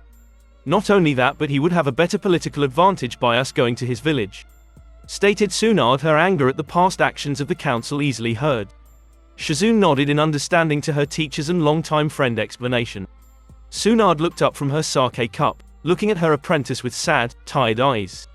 I missed my Gaki so much, Shizune. I don't want to see him as an enemy. I don't want to see the resentment or bitterness he is sure to have in his eyes for my current and his former village. Yet, I know I will. But, Shizune, do you think he missed me as well? Asked Tsunade, her voice small and her eyes looking lost. Shizune simply walked over and placed a comforting hand on her teacher's shoulder in silence. In Sukigakure, Sasuke sat in a small dark cell, having been placed there after being taken away by members of the Grim clan. The cell was made of concrete, silver metal bars held the front of the cell. On the bars, door, walls and floor were seals that had been engraved. The seals suppress and absorb chakra, along with reinforcing the floor, walls and door of the cell. It made escape completely impossible from the inside or outside. The seals prevent digging or breaking, and to enter the cell you have to have been added to the seal matrix and also know the unlocking code.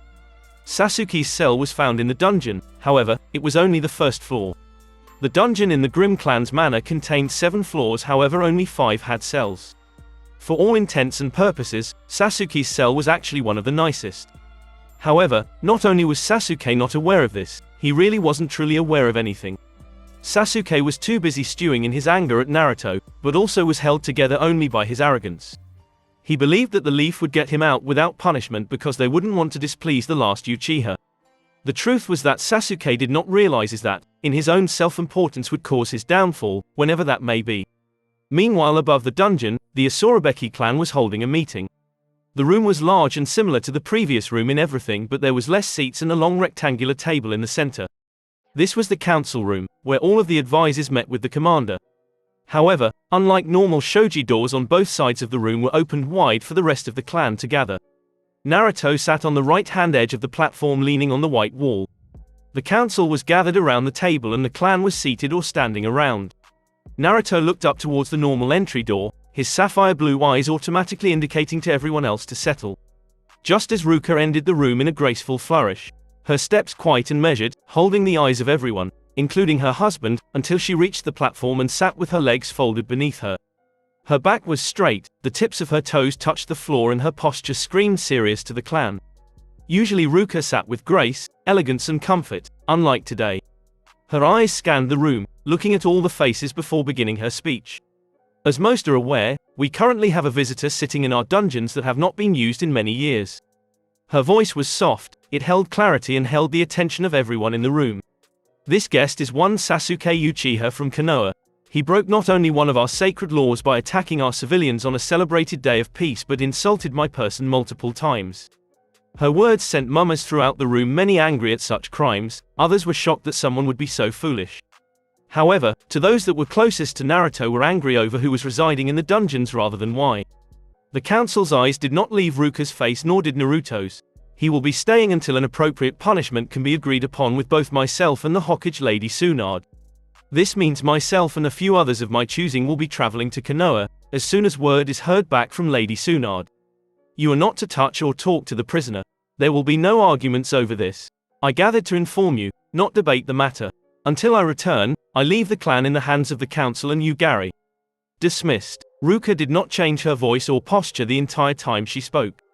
She continued steadily ignoring the mutters and curses sent towards Sasuke Uchiha, as well as everyone's reluctance to her leaving the village. The clan still listened to every word and would obey her commands. No one, no matter how much they wanted to, would harm the Uchiha nor would they argue. The second their leader had the word dismiss leave her lips, everyone did as she asked. However, unlike how she entered the room, her body relaxed and a small smile placed on her lips. It was also that moment, as the rooms cleared out, that everyone came to the same unanimous decision, indecent from their leader. If Konoha dared to harm their commander or her husband in any way, the Asurabeki, grim, clan will rain down on them like hell itself had wanted it to destruction. As everyone left, Ruka let a breath of relief past her blood-red lips. She was glad neither the clan or council had argued. There were only two people remaining in the room, Ruka, herself and Naruto. Naruto's deep sapphire blue eyes had not left her form since before she even entered the room. Within seconds Ruka slumped and folded her legs so that they curled around her towards the left, leaning on her hip. There were a few seconds of silence before Naruto's soothing voice sounded. How many do you intend to come with us? As he spoke, Naruto moved to sit next to his wife. Ruka rested her head on his shoulder. 3, not including the kids. She replied, almost instantly. As Naruto wrapped an arm around her. I want you to come as the Koshoku no Kage, Crimson Shadow, and Masked. She continued, while Naruto raised an inquisitive eyebrow. I have no doubt gossip has already spread, but I believe that denial will still be held over fact. Plus, since Asurabeki don't deco heads but more leader and right hand held at equal footing, I can have you as my official guard and have the others watch the kids, who need to experience another village that is different to our or a civilian one. Ruka explained to Naruto as he shifted her so that she was seated across his lap, in order to run his fingers through her hair without letting go. Plus intimidation factor, Ruka said, smiling, causing Naruto to laugh warmly. His eyes alight with humor and his mouth set in a gentle, affectionate smile. So who are we dragging along? Naruto asked Ruka amusedly, Kubanashi and Kajoro to watch the kids up close and Saizo to watch from a distance. Ruka replied without a moment of thought. Naruto nodded. Good choice. They will protect the children fiercely, stated Naruto, trusting all of them without doubt. Both Naruto and Ruka knew that the talk with Lady Tsunade will either make or break Konoha. Ruka and Naruto both knew that the Leaf would want Naruto to fight for them, but Ruka decided to leave that choice up to Naruto. They had hyphenated their names for a reason, to show that they were equals in everything: clan, power, force and choice. They were two halves of a whole. Ruka was the calm flow of a stream, while Naruto was the forceful rapids that could occur. Ruka calmed and tamed Naruto's rapid nature, and Naruto helped to shake up the constant calm of Ruka. They shared 2 clans, 1 name and 1 heart. And may Kami have mercy on anyone that tried to take that away, because Naruto, Ruka and the Asurabeki clan will not. Chapter 11. Welcome back to Konoha. If anyone were to try and guess what attracted Naruto to his wife, they would probably say it was her jewel-like eyes or unusual hair color. However, if one was to ask Naruto, he wouldn't say it was either. If Naruto had to pick a physical aspect of what drew him to his lovely wife, he would have to say it had been her gentle, kind and understanding smile. He, of course, couldn't deny that her exotic eyes and hair hadn't caught his attention at first. Anyone would know that would be a lie. However, he himself wasn't captured by her beauty, her deep mind or never-ending compassion, until he saw her smile at him. Many would probably think that this was a flimsy attempt at hiding what they most likely thought was the actual truth, but for those that know him, they wouldn't doubt this at all. Naruto and his wife have been married for nearly 4 years and he has no intention of that changing. No one could ever doubt that Naruto loved his wife, no matter the reason of how and why. If someone were to ask Ruka why she agreed to marry Naruto, she would never be able to list only a single reason. Her list would be too long to articulate. What sparked her interest in her love was a simple thing. However, Ruka's mood would both blacken and fill with anger if one would try and dig deeper. Her heart would give a twinge of hurt at the memory of how she found the broken and despaired boy. She would recall the despairingly beautiful stormy eyes, his fragmented soul easily reflected. She would feel the warmth of nostalgia and pride when her love built himself up again, even better than before. So if one were to ask Ruka what made her fall for Naruto Uzumaki, she would say 3 words. His breathtaking soul, or even his hardened spirit. There is no doubt that anyone who saw or heard this would believe that Ruka will ever give up Naruto or let anyone else try. It was a bright and sunny day in Konoha is what many wish they could say. Unfortunately, this was not quite the case. The sky was a greyish blue, even though it was still rather warm.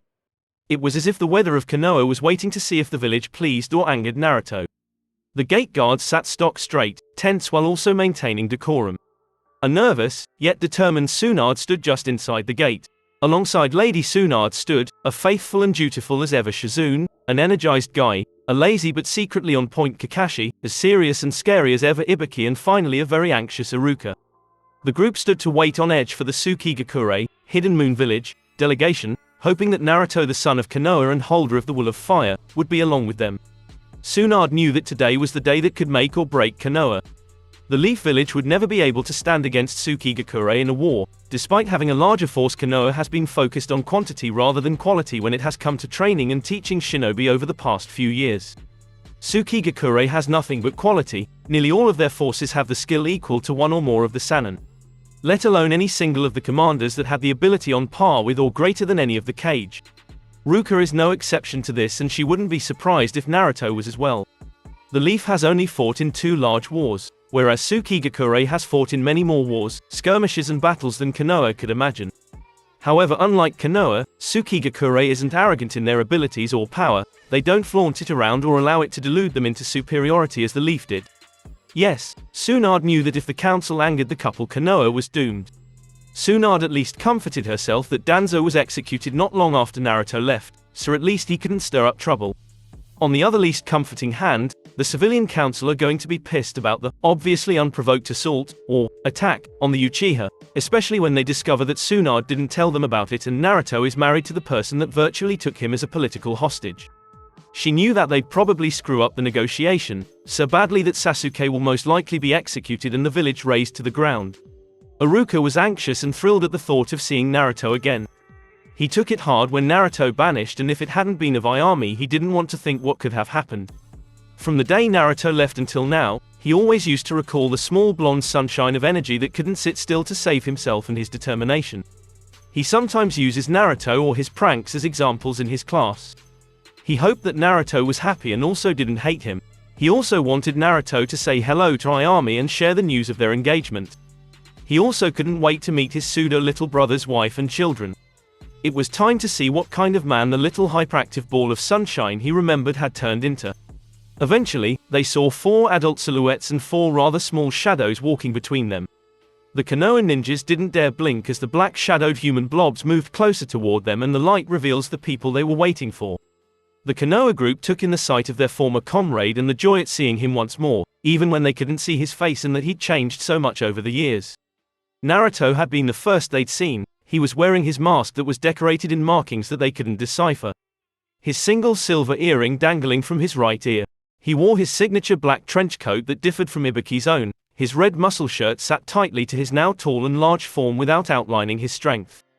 Black customized Anbu-style pants that had more pockets than necessary covered the tops of his black ninja combat boots. He has white tape wrapped tightly around his left leg and has a kunai holder on his left hip, while his shuriken holder sat on his right leg.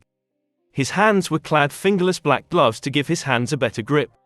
On his back sat the katana that is known as Iron no Kazuato, Eternal Scar. It was red and white handled, with a black sheath, and was rumored to have a unique black blade. The group of Konoha ninja were amazed at how grown up and mature Naruto looked. Never in a million years when they heard Kakashi's report could they imagine him as he is now. It brought tears to both Tsunade and Shizune's eyes and pride within Iruka's. The next person they saw after drawing their eyes away was Ruka Asurabeki. Well, that should be Ruka Asurabeki Uzumaki now, if what they'd learned was true. She was still as gorgeous as ever, her long knee-length silver and black hair picking up the sunlight making it almost sparkle. She was walking or gliding as graceful as ever, making it seem that she was floating rather than walking. Her black battle kimono sat off the shoulders and reached her calf in length. The long sleeves of the kimono covered up to the beginning of her dainty fingers. The kimono flared outwards in an upside-down V-shape at the knees. The black kimono was outlined in silver and decorated with a purple and silver butterfly pattern. The sash that tied the gown was purple and was outlined silver with the rest of the kimono. The kimono fitted her like a glove, giving plenty of room for movement while also emphasizing her curves and a generous bust. On her feet, she wore black ninja sandals. She wore no mask or jewelry, no makeup stained her face either. Her lips still held their natural blood red coloring she was known for. She seemingly had no weapons on her person, but the Konoha ninja weren't fools. They were well aware she was a master at seals and probably had a very large number of weapons sealed on her person. Everyone there was amazed that the Naruto they remember could convince a girl like this to marry him. Her beauty was not exaggerated in the rumors they had heard about the Crimson Blood Princess, commander and head of the Asurabeki clan. They also knew her skill was even better than her beauty. The Konoha ninja knew to tread carefully with her. Their well-trained eyes eventually drifted down to the small girl holding Ruka's hand. The small girl was an exact replica of Ruka. She had Ruka's pale creamy skin and long black and silver hair. However, unlike her mother who kept her hair loose, the little girl kept her hair braided.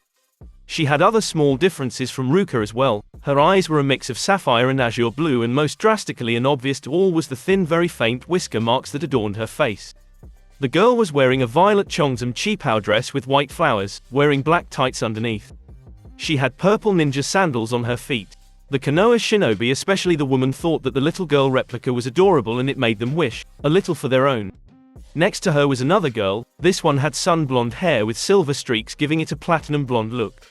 Her hair was tied back in a ponytail style reminiscent to Ino's own. She had pure sapphire blue eyes sparkling like the gem they're colored after. On her face was the exact same thin whisker marks as the girl holding Ruka's hand. The blonde girl wore a light blue cheongsam cheapao dress with no sleeves. The dress has an orange vine pattern. She had black bike shorts underneath. She was wearing blue ninja sandals like her sister. Walking on the left side of the girl was a slightly taller boy. The boy had sun blonde hair with black streaks. His hair is spiky and seems to reach to the top of the boy's shoulders. His hair spikes tilt to the right side of his head, making it shorter on the left. The boy had sharp and bright sapphire blue eyes. The face shape was a mix of both Ruka and Naruto, but the whisker marks were all his father. The boy was dressed in a dark green tank top with a black jacket. They found it rather adorable he matched his father, even if the jacket was far shorter. He had on black shorts and was wearing black ninja sandals. The style was practical and was good for blending in with foliage, good ninja wear. Simply looking at the boy, the Konoha delegation knew that this boy would grow into an amazing ninja one day without a doubt. It was, however, the last child that made them pause and suck in a breath. Because the last child was identical to a young Naruto in every way. The boy had spiky blonde hair which reached to his shoulders. His eyes were a bright azure blue that he inherited from his mother. He was as short as his sisters, as Naruto had once been shorter than anyone in his year. On his face were the exact same whisker marks as both his brother and father. He was also wearing Naruto's patterned sunny grin. He had on an orange shirt that was, thankfully, a burnt orange, not the fluorescent orange that Naruto had been famous for. He wore black shorts and ninja sandals. There was no doubt to anyone that this was Naruto's child. It took everything in him not to look amazed at the mini Naruto, and even more in Tsunade, Shizune and Ruka not to smile at the nostalgic remembrance that the child's appearance brought them and the bittersweet feelings that it gave. Behind him traveled a tall man. He had blonde hair which, if looked at closely, had a layer of black underneath. He had warm amber eyes and had a black scarf around his neck. He wore an olive green traditional plain kimono, with an aqua jacket over top, and he had regular black ninja sandals. From Kakashi's report, this was Kubanashi. After finding out his name, appearance and his odd weapon, they researched into him further. He was known as Kubanashi of the Red String, Akai Himo no Kubanashi. In the bingo book, he has a large bounty, especially for a simple vassal. Standing next to him stood a woman. The woman had long wavy brown hair tied up in a single ponytail with half of it covering her face. She had light green eyes on her face. The woman was wearing a white and pink dress kimono with flowers decorated the bottom.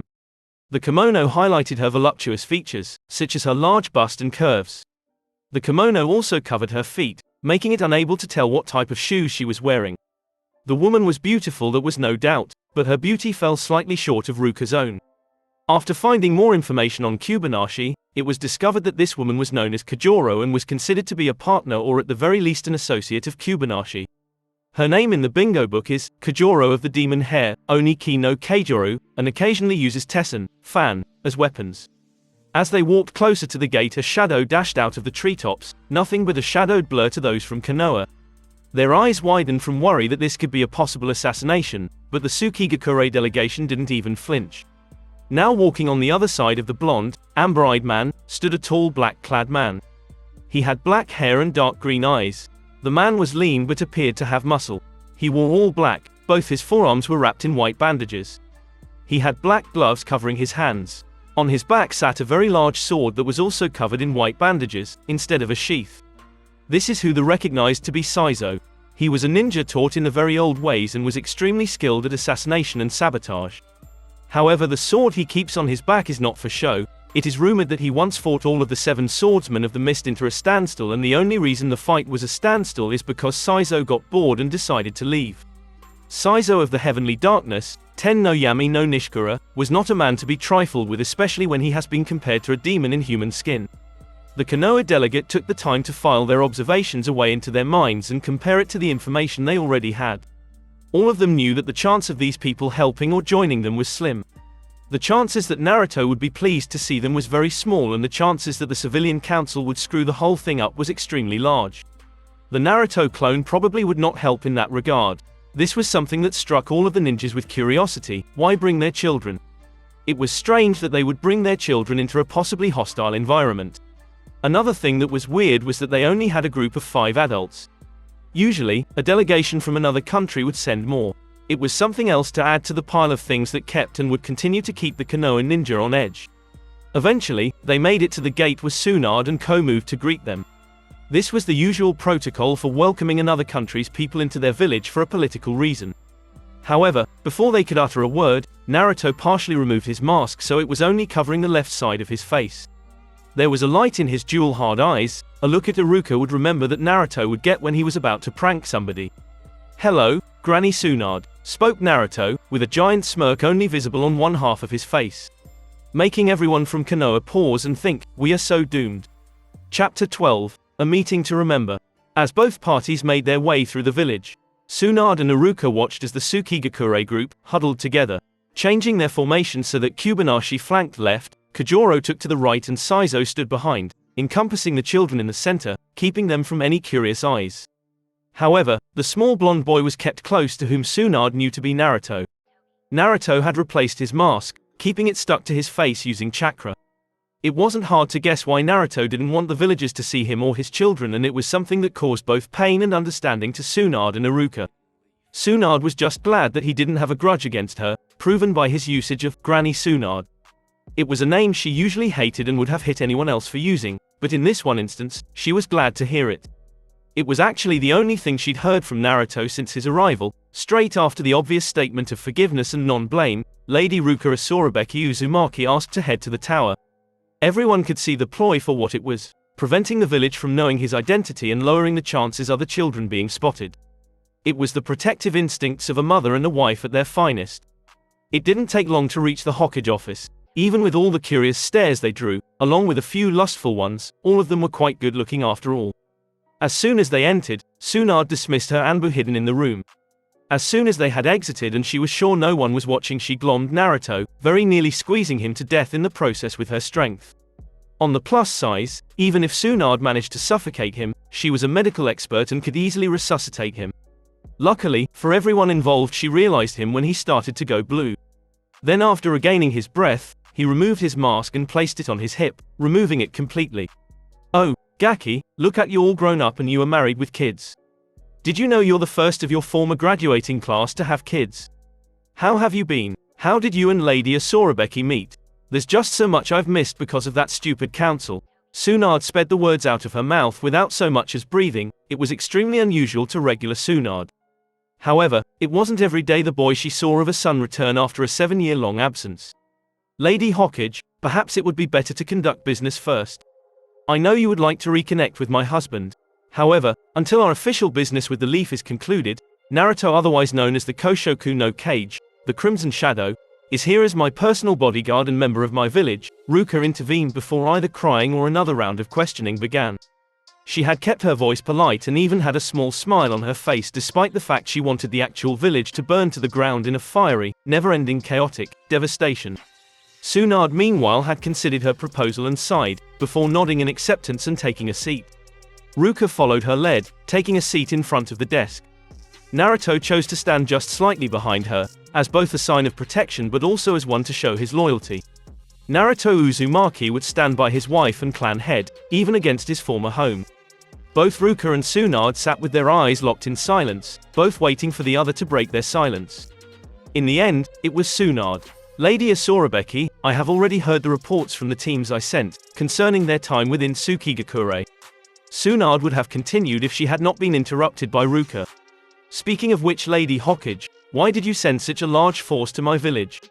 A single team could have done the same type of job, possibly one more equipped to handle diplomatic assignments." Ruka knew full well that the end of that sentence made her a tad hypercritical, considering that she'd basically insulted everyone on that mission. Which, by regular standard, was definitely not a diplomatic solution. Tsunade's eyes twitched slightly, showing her annoyance at not only being interrupted but also her ability to assign mission correctly. The numbers were due to a multitude of reasons. Mostly because they were charged with finding an S-rank ninja. The ranking alone usually screams, "run away if seen." All of my ninjas have all been under a lot of pressure and stress as of late, especially the Konoha 11. The tension needed to be gone for them to be effective, stated Tsunade, trailing off, only for Ruka to easily follow her train of thought. "So, sending him off on a possible wild goose chase to my village, which is wrapped under as a supposed diplomatic task in meeting me, which just happened to be timed with our festival, would give them some R&R. All without your pesky elders and council to nag you over it because it is an actual mission. That is rather sneaky of you, Lady Hokage. Please continue with your earlier statement, now that this issue is resolved," stated Ruka with a smirk on her lips, a new appreciation for the old Senju princess. Tsunade smirked back before schooling her face and continuing, "Right, as I was saying, I have already heard the reports from the teams I sent, concerning their time within Sukigakure. I would, however, like to hear your version of events so that this matter can be cleared up quickly." Tsunade spoke with a blank face and respectful tone. Ruka eyes the Hokage carefully and calmly before nodding. "Very well, Lady Hokage. If it my version of events of is what you want, then that is what you shall get." Ruka moved back in her seat for comfort. Tsunade internally sighed, knowing that that movement usually meant a lengthy report or discussion. She wished she had Sasuke right now. After your Konoha teams arrived, they quickly delved into trying to find the Koshoku no Kage, the Crimson Shadow. This failed rather swiftly, due to the loyalty my villagers have. They only managed to revive barely anything of worth. This, along with the information they had required, caused the leader Kakashi Hitaki to arrange a meeting with me. They, of course, had already met me unknowingly when I picked my children up from the park. Hitaki and the elder senseis Asuma Sarutobi and his wife, Kurenai Yuhi Sarutobi, were polite to my steward and to me. Several others of the group also showed good diplomatic behavior, included Hinata Hyuga, Ino Yamanaka, the Ninja Hound Akamaru and Choji Akamichi. Shikamaru Nara and Shino Aburame remained neutral, while Might Guy, Neji Hyuga, Ten and Rock Lee remained in the village.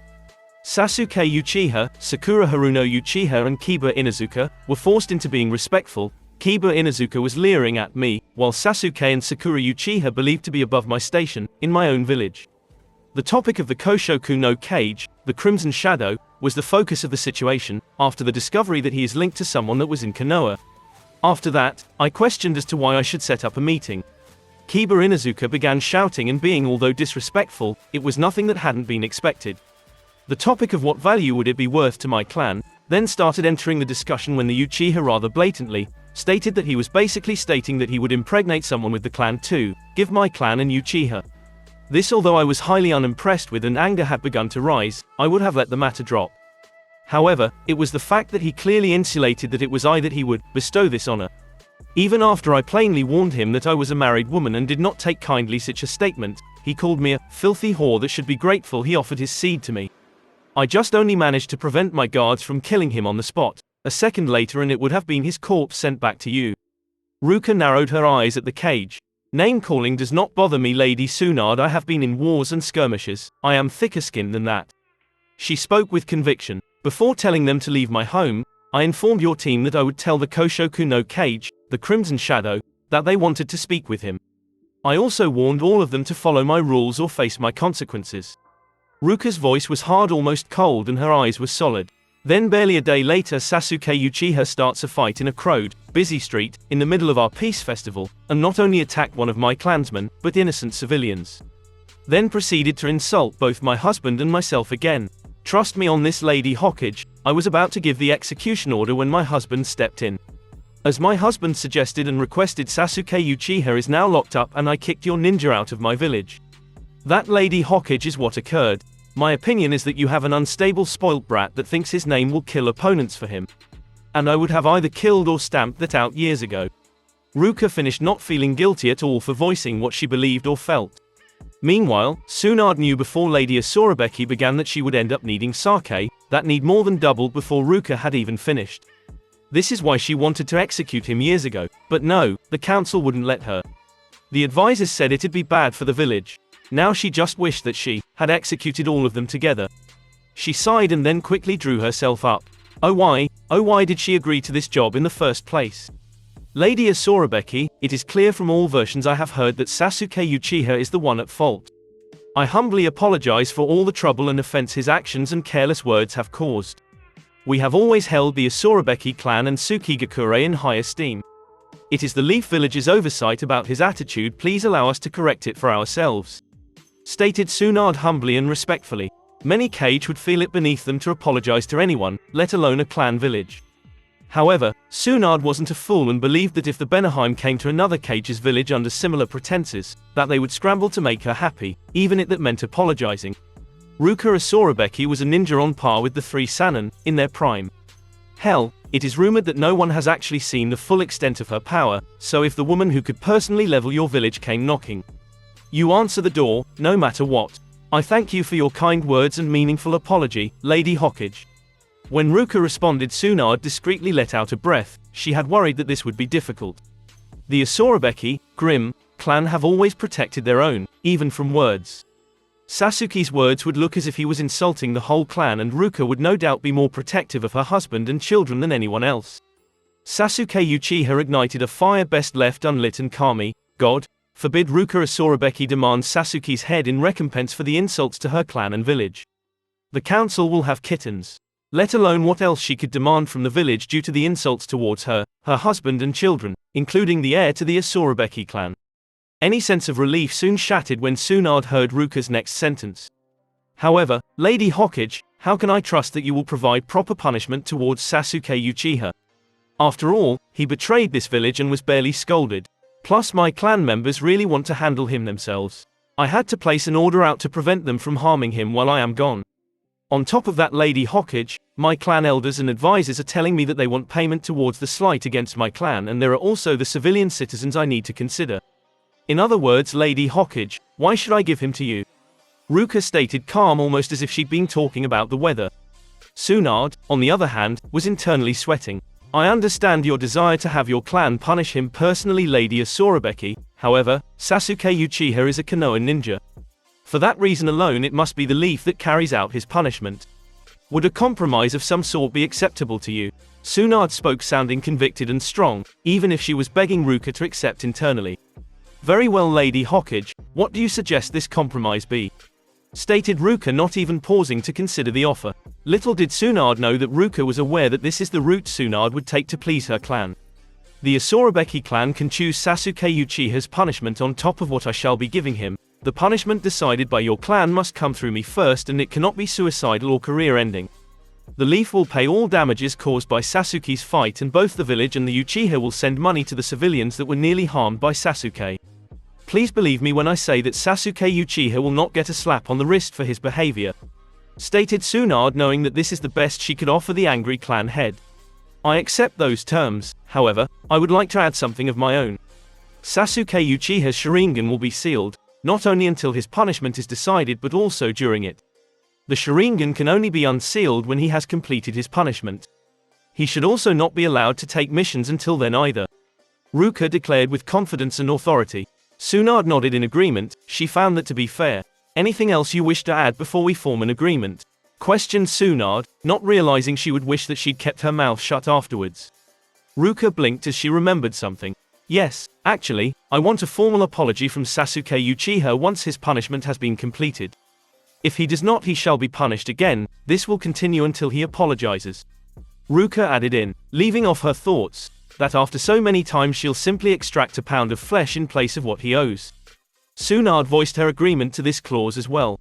Now, it is time to answer my questions. Naruto Uzumaki Asurabeki Namikaze? Tsunade demanded, looking towards a certain masked blue-eyed blonde. Chapter 13. I've heard your plight. Naruto removed his mask and blinked at the Hokage. Ruka looked similarly confounded. They looked at each other and had a quick conversation through their eyes. Could you repeat that name, Granny? Naruto asked, confused by what she called him. After all, it was possible he'd misheard. Unlikely, but still a possibility. I said Naruto Uzumaki Asurabeki Namikaze. Tsunade spoke, wondering why he had her say his name. I think you need to stop drinking, Granny. You're adding things that don't exist in my name. Where did you get Namikaze from anyway? Naruto spoke to his fellow blonde and mother in all but blood. Although he could swear he'd heard it somewhere before. Tsunade, however, realized Naruto really had no clue about who he was. Namikaze was your father's name, Naruto. Your heritage leaked out after you left the village.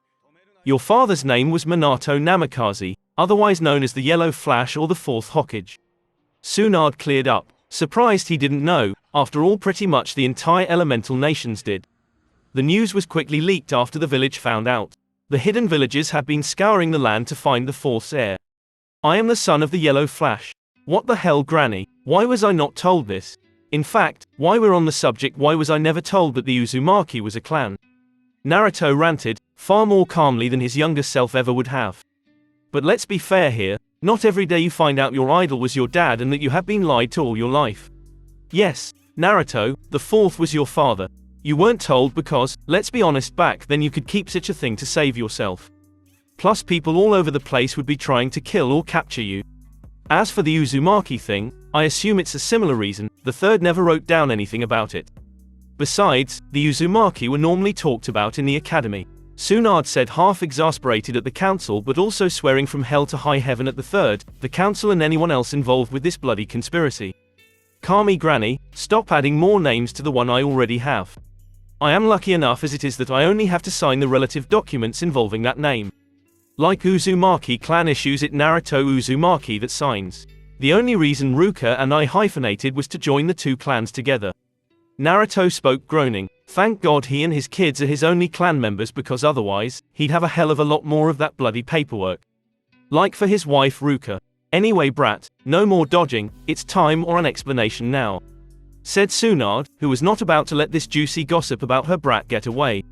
Naruto sighed at his pseudo-mother's behavior. What would you like to know? Asked Naruto, knowing that there was no way to get out of his fellow blonde's questioning. Besides, he had some questions of his own for his Granny. Well, when did you meet Lady Asurabeki and how long have you been married? Tsunade questioned curiously, internally jumping up and down at getting all the gossip before anyone else in the village. I met Ruka a few months after my forced relocation. She found me half-staved, in a nowhere village and introduced herself. She asked me to travel with her when she left. I agreed. Eventually, we got together romantically and remained that way. We've been married for roughly 4 years. Naruto spoke clearly and precisely, but not revealing any important or specific details, like the village name or exact dates. This is so their movements couldn't be traced by anyone that is either listening in or finds out about this story. Naruto was once a Konoha ninja, therefore, he knew how quick the leaf rumor mill was. But it was nothing to the Sukigakure and the Sorobeki clan rumor mills. Since you literally live with the people you're trying to keep secrets from. Tsunade blinked a bit at the new information. She honestly wasn't expecting such evasive and yet factual. The plus side, she was doing a mini chibi dance in her mind for learning this first. Added to the fact that her Gaki, brat, is really married is fantastic. Granny Tsunade, I have my own questions for you. How bad is it for Konoha that you had to bring an unknown S-rank ninja to fight for you? This is not normal. Why was my presence here was something you were desperate for? If you suspected me to be at Sukigakure, you could have easily written a letter to Ruka and ask her to pass on the message or extra letter. Hell, you could have done that at all of the major villages in case I had been seen there. Instead, you send a retrieval team. Naruto asked, knowing there is something more to this than she had stated. Excused to give her ninja a vacation or not, the procedures Tsunade used were very odd and not normal. Especially sending a retrieval team that had no knowledge other than a vague description and a bingo book entry. Tsunade sighed loudly and looked like she aged an extra 40 years with his questions. The Akatsuki has teamed up with Oto, Hidden Sound Village, and Iwa, Hidden Rock Village.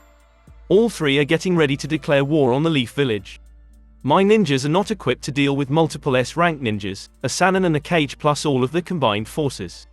I figured having an S-rank that has killed at least 2 confirmed Akatsuki members could help us. Stated Tsunade. She knew more than anyone that no one had the right to ask her Gaki to fight for them. They banished and threw him away until it was convenient. Whether they knew that he was the Koshoku no Kage, Crimson Shadow, or not. I know I have no right to ask this of you, Naruto, but now that you've heard our plight, would you be willing to fight for this village one last time? Meanwhile, in the village, Naruto and Ruka's children were exploring, Kubanashi and Kajoro following behind them while Saizo discreetly followed behind them. The 4 children were amazed at the large village that looked far more industrialized than their home village and eventually decided to play at a nearby park that Kajoro spotted. Both Kajoro and Kubanashi sat down a far distance to allow the kids playtime without crowding them. However, they maintained a distance that would allow them quick access if a threat occurred. Saizo occupied a tree nearby, lazily watching for danger. Kajoro smiled at their charges playing with the other children. The children often did this with the orphans of their own village. As Kubanashi pursued the area, he spotted a familiar pink-haired girl, yes girl, not a woman, because that is truly what Kubanashi saw her as. A girl who fancies herself in love and in a happy marriage to the man she desired and yet never actually, knowing or understanding what the emotion was. It had been something he had seen in the war and in several arranged marriages. Fake happiness and love to convince themselves that they snagged the best man. She had seen him as well and made her way over. Sakura had been wandering the village in deep thought. A few hours ago she had a talk with her friend Ino. After what Sasuke had done in Sukigakure, especially the offer he had made the Asurabeki clan head, not to mention attacking innocent people, had caused her to question her love and dedication to Sasuke. In truth, Sasuke was not truly her husband, for they had never consummated their marriage, and she also knew he only married her because the council forced it. She concluded long ago that he wouldn't have even looked her way, if not for the order.